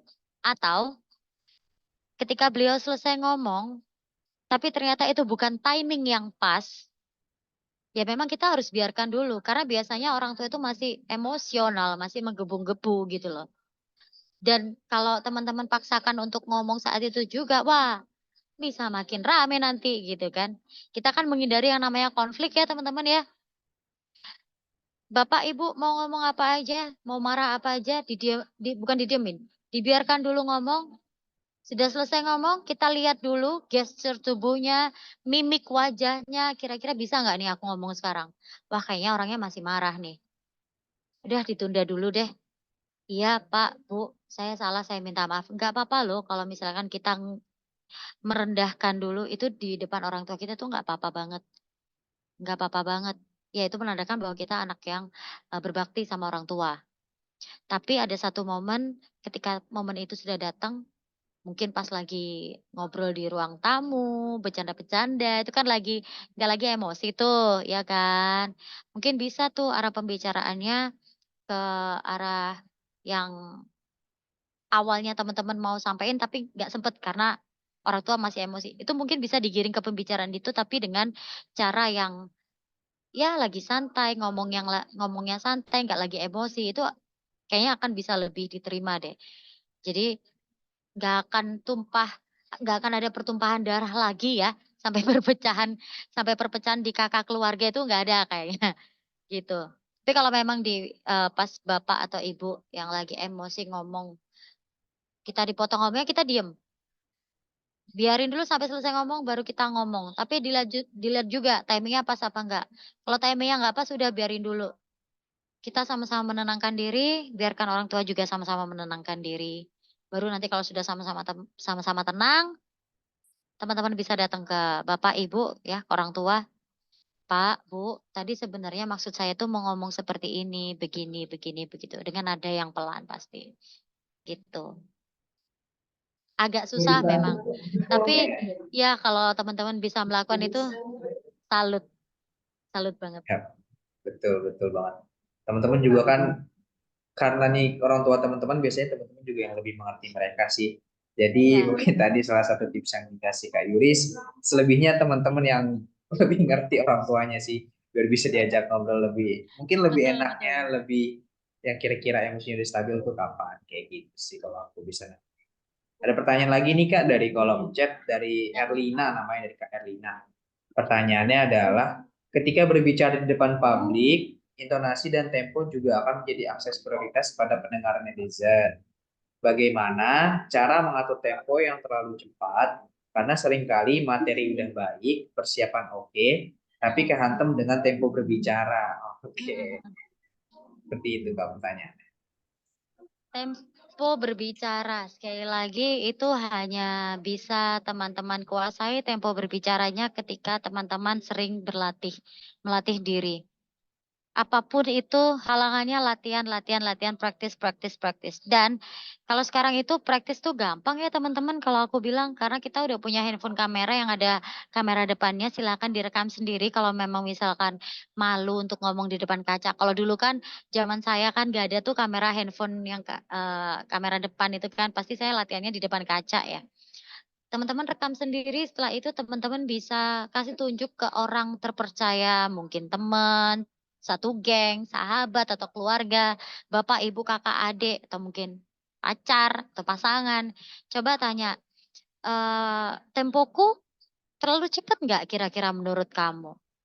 Itu bisa dijadiin bahan evaluasi untuk teman-teman nanti bikin rekaman lagi yang sama, tapi dicoba dengan memelankan tempo yang nggak terlalu cepat. Atau agak sedikit ngasih tempo yang cepat ketika teman-teman ngomongnya terlalu pelan. Karena tempo yang pelan itu juga bisa bahaya. Kalau ngomong temponya terlalu pelan, nanti audiensnya ngantuk, nanti dikira dongeng gitu, dikira storytelling ya, cerita gitu.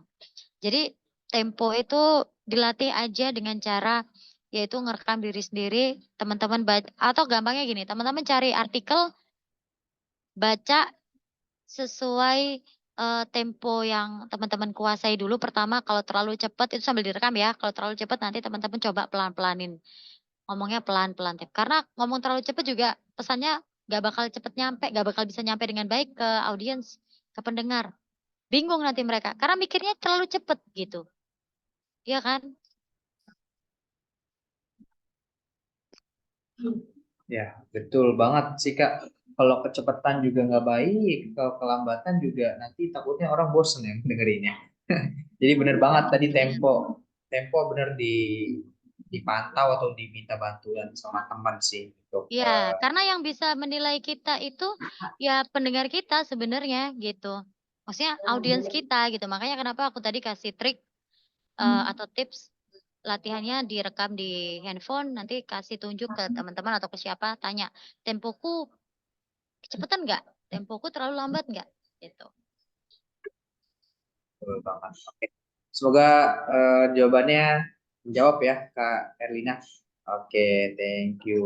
Terus ada pertanyaan dari Kak Repal Sobadri. Ya, Bagaimana manajemen konflik yang baik atau tips ketika di tengah-tengah presentasi tiba-tiba blank dan punya rasa ingin segera mengakhiri presentasinya? Sering nih Kak, kejadian juga nih Kak. sering juga ya Tiba-tiba kayak gitu. ngefokus. Nah, teman-teman kalau pas lagi mau presentasi, nyiapin ice breaking nggak?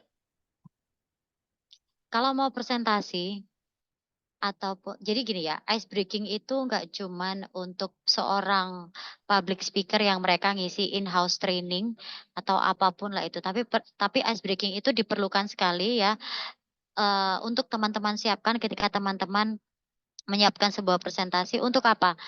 Untuk itu tadi, salah satunya, ketika ngeblank kita bisa sedikit berkelit ke ice breaking itu tadi. Berkelit itu bukan berarti kita melarikan diri ya dari tanggung jawab ya, enggak, tapi kita coba untuk mengalihkan perhatian audiens yang tadinya mungkin sadar kalau kita lagi ngeblank, itu dengan cara ngasih ice breaking. Nah, sambil ice breaking berjalan, kita sambil inget-inget lagi nih kira-kira materinya tadi apa ya gitu. Apa ya kira-kira materinya ya? Oh, ini. Atau kalau misalkan ini terparahnya ketika ice breaking selesai, itu kan mereka udah fresh ya. Teman-teman yang jadi presenter juga udah fresh, udah ketawa-ketawa hai gitu kan. Udah nggak jenuh lagi. Jadi bisa fokus lagi. Nah, teman-teman bisa kayak gini misalkan.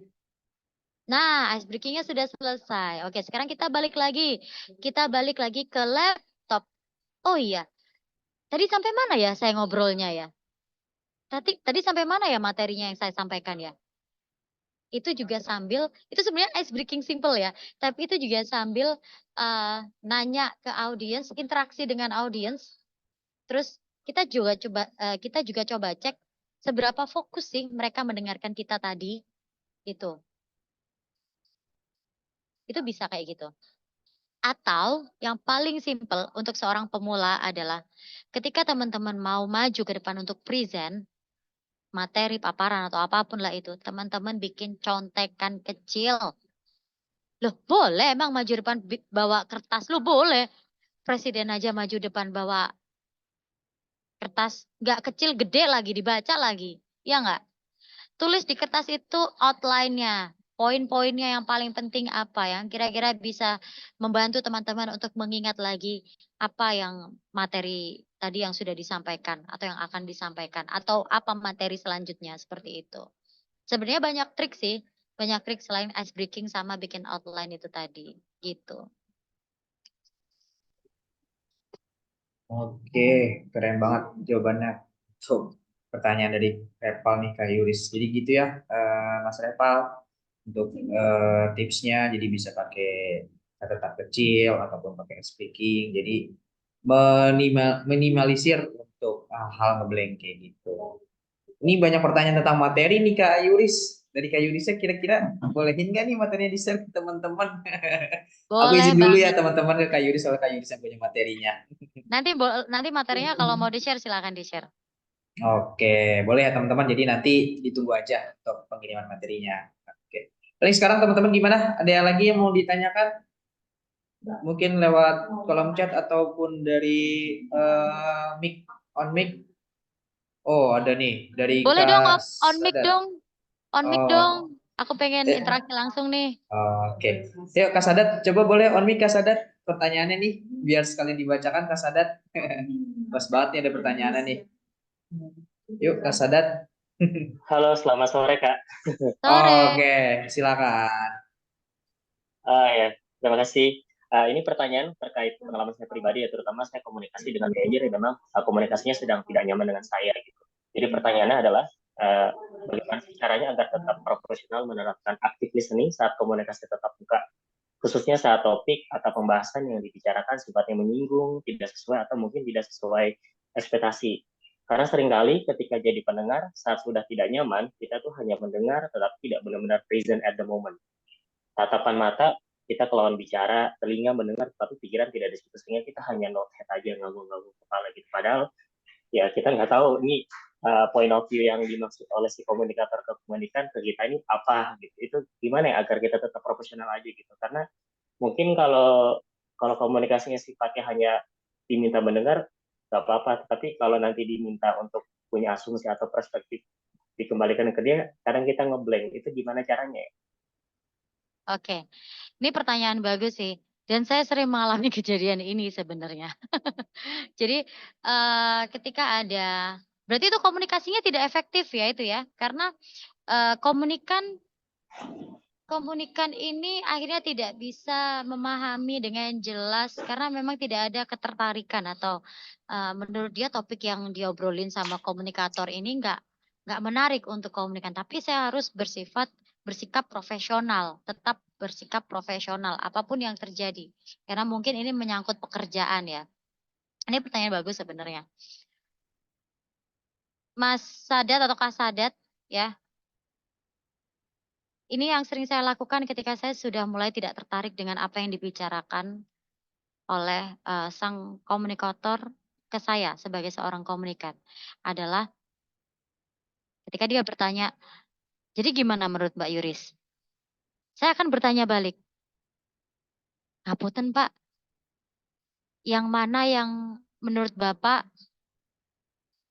untuk pendapat saya yang penting saya komentarin?" Atau bahasanya, part mana yang Bapak perlu saya berikan komentar dari ceritanya Bapak? Nah, ketika dia mulai bercerita lagi, yang kedua kali itu dengarkan baik-baik. Dengarkan baik-baik.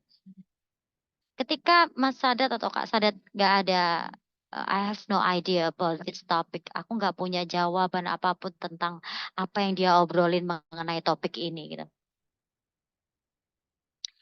Kak Sadat bisa jawab, "Bapak, saya ini kalau boleh jujur Pak ya, belum punya pengalaman di bidang ini." Misal gitu ya.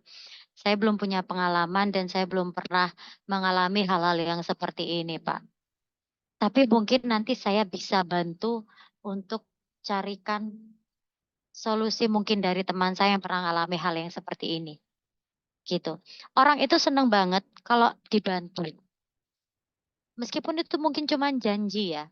Tapi itu bisa jadi, oh aku bakalan dapat solusi nih dari dia. Orang itu seneng banget kalau kita menawarkan solusi. Meskipun mungkin awalnya kita nggak terlalu interest sama, ya memang mungkin kita nggak pernah mengalami hal itu, kita nggak pernah ada di posisinya dia, dan menurut kita itu nggak menarik. Tapi orang akan respect sama kita yang apa ini namanya? Orang akan respect sama kita yang kita bisa menawarkan sebuah solusi. Even itu masih ngambang. Tapi at least dia menangkap bahwa oh orang ini care banget sama aku. Meskipun belum tahu jawabannya tuh, belum tentu kita bakal kapan ngejawabnya gitu kan pastinya gitu kan. Tapi orang pasti akan suka digituin. Gitu. Iya kan? Sekarang gimana? Masa kita mau maksain sih? Itu manusiawi sebenarnya kalau saya bilang. Manusiawi karena secara nggak langsung tubuh kita, gesture kita, body language kita itu menyatakan bahwa kita sebenarnya nggak interest. Kita udah mulai main handphone sendiri, kita udah mulai duduk yang orang mungkin sambil tidur-tiduran gini, sambil lihat ke kanan kiri, sambil celingak-celinguk itu tandanya kita udah nggak interest gitu. Tapi cara menjawab yang baik adalah seperti itu ya. Yaitu untuk menunjukkan bahwa kita care sama dia dan bisa jadi untuk menanamkan bahwa sebenarnya aku juga respect kok sama kamu. Meskipun mungkin tadi banyak gerakan-gerakan yang aku nggak bisa. Aku nggak bisa kontrol karena itu di luar kendaliku ya. Otomatis kayak gitu. Silakan. Semoga bisa membantu ya Kak Sadat ya. Nanti kalau misalkan teman-teman, aku boleh share akun Instagramku mungkin ya. Nanti kalau misalkan Boleh. teman-teman ya, misalkan teman-teman kurang puas dengan jawabannya mau tanya-tanya lewat Instagram boleh DM aku di @yuris_sabrina. YURIS_Sabrina. SABRINA. Silakan tanya-tanya di DM. Aku akan jawab sebisanya. Oke, tuh dapat bonus tuh dari Kak Yuris kalau masih kurang jawabannya bisa langsung DM. Nanti kita bantu untuk di kolom chat ya untuk Instagram. Oke, ada yang raise hand, mungkin pertanyaan terakhir ya untuk di sesi Q&A kali ini dari Kak Virus. Mungkin Kak Virus silakan untuk on mic dan on cam kalau bisa. Oke, silakan Kak Virus. Kak Memel, halo. Yuris, apa kabar Mbak Yuris? Baik. Oke, baik. Terima kasih Kak. Kak siapa tadi? Kak M moderator ya. Baik. Oke, izin Mbak Yuris mau tanya tadi aku ada dengar ya Mbak soal komunikasi tapi lewat chat gitu ya Mbak. Nah sering banget tuh Mbak misalnya nih karena lewat chat itu kan terbatas ya Mbak. Tapi kan kita tuh nggak bisa mengontrol cara ngechat orang gitu ya Mbak. Nah sehingga kadang ada orang yang ngechatnya itu apa ya kayak sebenarnya dia nggak bermaksud untuk gitu tapi Menyinggung. kadang ada Mm-mm. ya kadang ada yang semacam bisa menyulut pertikaian gitu menyulut kayak bikin emosi gitu Mbak. Nah Ya, ya, tapi ya. kan itu lewat chat gitu padahal mungkin maksud dia nggak begitu gitu Mbak. Nah gimana sih Mbak cara menghadapinya gitu? Maksudnya tuh apakah ada tipsnya gitu atau apakah harus ditelepon dulu orangnya supaya dapat penjelasan gitu Mbak. Mungkin itu Oke, sih. Heeh. Kasih Mbak. sama-sama Kak Memel. Jadi kalau yang ditanyain sama Kak Memel ini kayaknya semua orang sering terlibat miskomunikasi sampai terjadi misunderstanding ya lewat chat ya. Karena memang kalau di chat itu kita nggak bisa menebak-nebak intonasi berbicaranya seperti apa. Intonasi berbicara orang yang lagi chat sama kita itu seperti apa. Ada misalnya gini, satu kata aja, satu kata aja. Apa kabar? Apa kabar? Apa kabar nih? Apa kabar nih? Apa kabar nih? Beda kan dia tadi, apa kabar nih? Itu nanyanya kayak, oh soft banget, lembut banget. Sama kayak, apa kabar nih? Ada perlu apa nih dia sama aku nih? Tumben ngechat gitu. Beda, itu kita nggak bisa memprediksi memang kalau untuk intonasi. Makanya segala sesuatunya aku bilang tadi harus jelas, apalagi by chat ya. Terus kadang orang-orang itu kalau ngechat itu suka suka ngurangin kata-kata hingga kalimatnya tidak terlalu jelas. Misal, aku pernah dapat chat WA kayak gini. Pagi gitu, ada yang sapa aku pagi, aku jawab pagi. Lagi di mana? Lagi di kantor, mau sarapan. Aku bilang gitu. Terus aku tanya, "Mau sarapan?" Terus dia jawab, "Iya." Terus dia bilang, "Kamu nggak sarapan?" "Enggak, nanti aja, agak siang." Aku bilang gitu. Terus dia jawab lagi, "Mau makan apa?" Mau makan apa? Itu kalau misal itu 2 maksud ya. Yang pertama, kamu pengen makan apa? Kamu mau makan apa? Mau makan menu apa hari itu yang pertama. Yang kedua, bisa jadi, "Mau makan apa?" Bisa jadi kayak gitu. "Mau makan apa?" Kan bingung kita yang ditanyain kayak gitu, "Mau makan apa?" Aku akhirnya jawab, karena aku pikir dia tanya, "Mau makan apa?" Dia gitu. Aku bilang, "Mau makan nasi goreng." Loh, enggak, aku enggak bermaksud tanya gitu. Nah, itu akhirnya terjadi miskomunikasi. Banyak aku sering banget, dapet chat-chat kayak gitu dan aku ngerasa kayak, "Ini orang skill komunikasinya perlu diperbaiki deh." Karena lewat chat aja bisa bikin orang salah paham gitu. Dia pengennya ngomong apa, tapi jadinya aku nangkepnya kayak apa. Jadi akhirnya sampai aku jelasin ke dia, "Kamu kalau nanya misal kamu kalau mau nanya itu yang jelas, kamu mau nanya, "Aku mau makan apa? Kamu mau makan apa hari ini?" Atau kamu mau nawarin, "Aku mau makan apa?" Kamu nanya, "Aku makan apa?" Atau kamu mau nawarin aku makan apa? Iya kan? Satu kalimat itu bisa jadi 2 arti yang berbeda. 2 arti atau lebih yang berbeda. Mau makan apa? Atau itu pertanyaan nanya atau kamu mau nawarin aku makan? Kamu mau nanya aku makan apa, atau kamu mau nawarin aku mau makan apa? Gimana sih? Aku jadi bingung. Gara-gara itu aku jadi bingung. Pokoknya intinya kayak gitulah. Jadi intinya, eee, sebelum kita ketik ya, kita baca dulu, "Ini orang ngomong apa sih? Kok kayaknya nadanya emosi ya?" Tapi dibaca lagi, karena aku pernah pagi-pagi baru bangun tidur nih otak belum lengkap ya, otak belum lengkap, terus tiba-tiba aku baca WhatsApp, ada yang tiba-tiba ngomel sama aku. Dan itu langsung emosi banget. Karena pagi-pagi baca WhatsApp tapi isinya udah ngomel-ngomel, "Nih apaan sih nih orang?" Gitu kan. Terus aku bales dengan penuh emosi. ternyata jawabanku itu aku baca lagi waktu aku send, aku baca lagi. Wah, nggak nyambung nih, nanti kalau diginiin malah aku yang diketawain. Aku hapus lagi, aku edit, kan sekarang bisa ya fitur WhatsApp diedit ya. Aku edit, sebelum aku edit aku baca lagi WhatsApp-nya dia. Sampai akhirnya handphone itu aku taruh, aku nggak mau balas dulu, aku taruh. Aku menenangkan diri,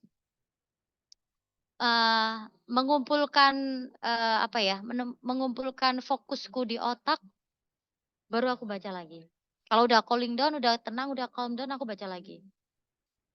Oh, jadi orang ini komplain karena merasa radio yang aku tempat bekerja ini penyiarnya rasis. Jadi aku ketika bisa berpikir jernih, clear, itu aku juga akan bisa membalas chat itu dengan kata-kata yang aku pilih kata-katanya itu yang nggak terkesan marah-marah. Oke, aku akan mulai balas sekarang. Oh iya Mas, mohon maaf ya Mas ya. Ya memang gitu, anak-anak suka bercanda. Tapi bercandaannya kayaknya kalau sampai rasis enggak deh. Karena aku tahu yang ada di lapangan memang radioku itu, radio di tempat aku bekerja, para penyiarnya memang suka guyon, suka suka apa ya, suka bercandaan. Tapi nggak sampai yang rasis gitu. Bisa jadi dia salah tangkap, salah persepsi gitu kan. Terus aku coba menjelaskan dari POV-ku, point of view-ku gitu. Sampai akhirnya aku nanya nih ke teman-teman, "Emang tadi malam habis siaran apa sih kok ada yang negur katanya kalian rasis banget?" Barulah temanku cerita, "Oh begini begini." Oh alah. Jadi aku bisa jelasin ke dia, "Oh itu mah cuman stabil kayak gitu aja yang dibahas, perkara logat aja kan nggak yang sampai melecehkan atau, bawa-bawa ras tertentu." Jadi memang harus dibaca bolak-balik dulu, kalau misalkan itu masih kelihatan kayak bikin kita emosi, taruh dulu aja deh handphonenya. Taruh dulu aja, kan pasti lagi nggak mood tuh buat ngebales daripada kita marah-marah ya kan. Taruh dulu aja handphonenya, lakukan pekerjaan apa gitu yang bikin kita sedikit tenang dan cooling down, atau mungkin kita makan makanan yang bikin kita senang, atau kita nyanyiin dulu biar hati kita, mood-nya balik lagi gitu kan. Baru deh kalau udah baik mood-nya balesin. Karena kalau kita pikirannya clear, jernih, itu pasti bisa banget ngejawab chat atau WhatsApp yang tadi awalnya terkesan kayak bikin kita emosi, tapi kitanya adem ayem aja tuh ngebalesinnya, gitu. Itu kalau aku sih ya, itu tips kalau dari aku. Jadi aku nggak mau, buru-buru ngejawab WhatsApp kalau hati aku lagi emosi atau lagi panas, karena itu bisa bikin, dia nanti malah lebih salah persepsi lagi ke depannya. Kita kan nggak pernah tahu ya, tiba-tiba kita diomongin, "Itu loh masa aku WhatsApp dia gini aja, dia balasannya kayak gini sih, marah-marah juga kayak gini." Padahal sebenarnya mungkin maksud kita nggak kayak gitu, tapi, tulisan itu berbeda dengan kalau kita ngobrol langsung di telepon. Tulisan itu dibaca ketika orangnya lagi emosi, tulisan yang tadinya sebenarnya bisa ketawa-ketawa itu bisa berubah jadi kata-kata yang emosi juga. Tapi kalau orang lagi nggak lagi emosi terus dapat WhatsApp yang isinya emosi, bisa gampang tersulut. Ngerti kan maksudku ya, Kakak-kakak di sini ya? Aku tuh susah menjelaskannya, karena itu tricky banget gitu loh. Tapi caraku menghadapi seperti itu, aku harus menenangkan diriku dulu biar nggak gampang kesulut emosi. Karena kalau kesulut emosi kita keluarnya kata-katanya akhirnya kata-kata yang ikutan kasar juga gitu. Tapi kalau udah tenang, udah cooling down, baru deh kita bisa mikir kata-kata yang tepat untuk ngebales WhatsApp yang bikin emosi itu tadi dengan cara yang lebih cool, lebih elegan, kita nggak ter apa namanya, nggak kepancing emosi, kayak gitu sih. Oke, baik, makasih Mbak Yuris. Semoga menjawab ya Kak Mamel ya. Oke, Susah ini siap-siap. pertanyaan susah banget ini. Kasih Mbak. Iya. Oke, thank you Kak Yuris untuk jawabannya. Semoga menjawab ya Kak Memel tadi. Jadi ikut manggil Kak Memel nih. Oke, teman-teman, kita udah sampai di ujung seminar kali ini. Tadi juga udah banyak pertanyaan-pertanyaan juga yang masuk dan udah dijawab juga dengan baik oleh Kak Yuris. Mungkin Kak Yuris terakhir sebelum kita menutup sesi pada hari ini, sesi materi kali ini. Saya ingin minta closing statement dong dari Kak Yuris tentang webinar hari ini. Silakan.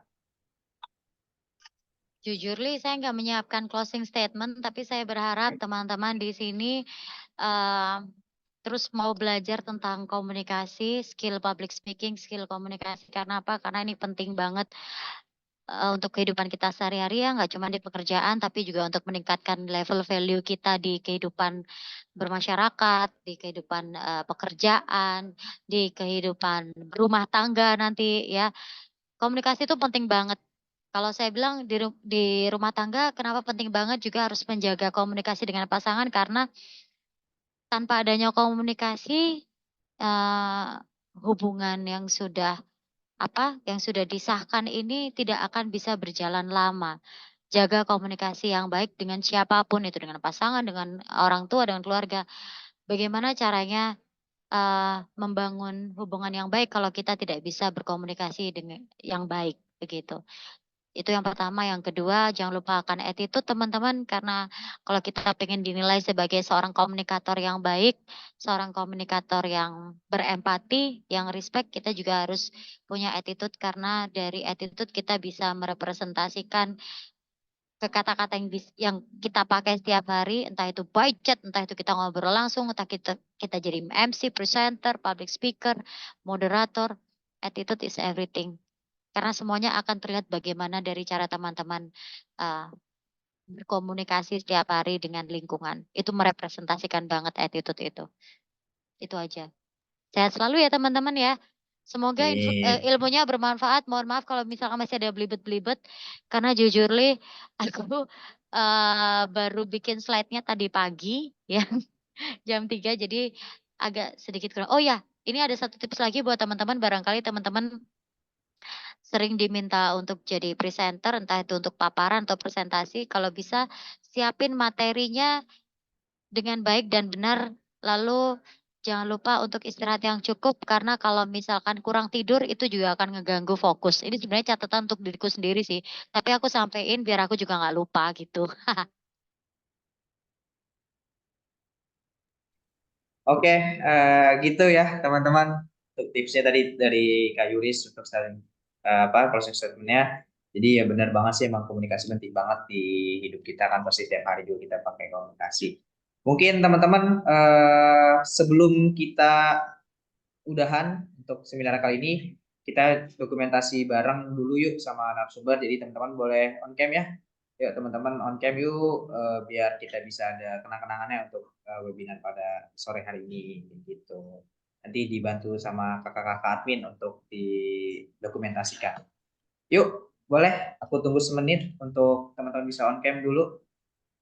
Oke. Yuk biar kita bisa ada dokumentasinya nih teman-teman untuk sore hari ini. Oke, slide 1 udah semuanya on cam nih. Jadi mungkin bisa dibantu Khalif untuk di screenshot. Oke, aku bantu hitung ya. 1, 2, 3.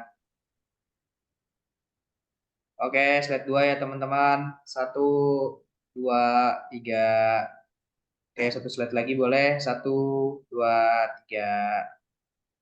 Oke, thank you teman-teman semuanya. Thank you Kak Yuri sudah menyempatkan hadir ataupun jadi narasumber di sore hari ini. Terima kasih banyak ilmunya teman-teman juga yang sudah hadir. Mungkin Kak Yuris jika ingin tinggalkan Zoom duluan juga nggak apa-apa banget gitu. Terima kasih banyak Kak Yuris. Terima Sehat kasih selalu. semuanya, sehat selalu. Oke, teman-teman gimana? Seru ya untuk seminarnya pada sore kali ini ya. Jadi tadi udah banyak banget nih materi-materi yang dikasih sama Kak Yuris. Semoga tadi materinya, informasinya, ilmunya juga bisa dapat tersampaikan di teman-teman semua bisa mengamalkan juga untuk ilmu yang tadi sudah diberikan.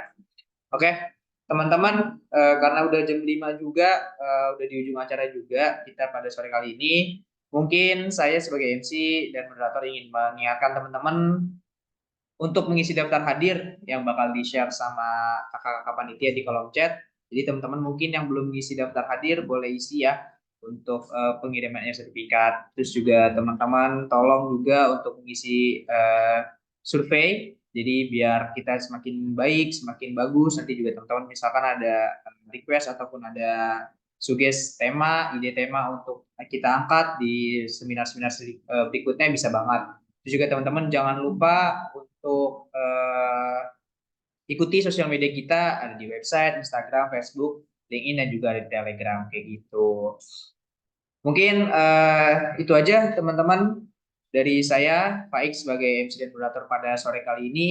Sekali lagi terima kasih banyak untuk Kak Yuris sebagai narasumber, juga teman-teman semua yang sudah berkenan hadir pada kegiatan roadshow Tangkas webinar pada hari ini.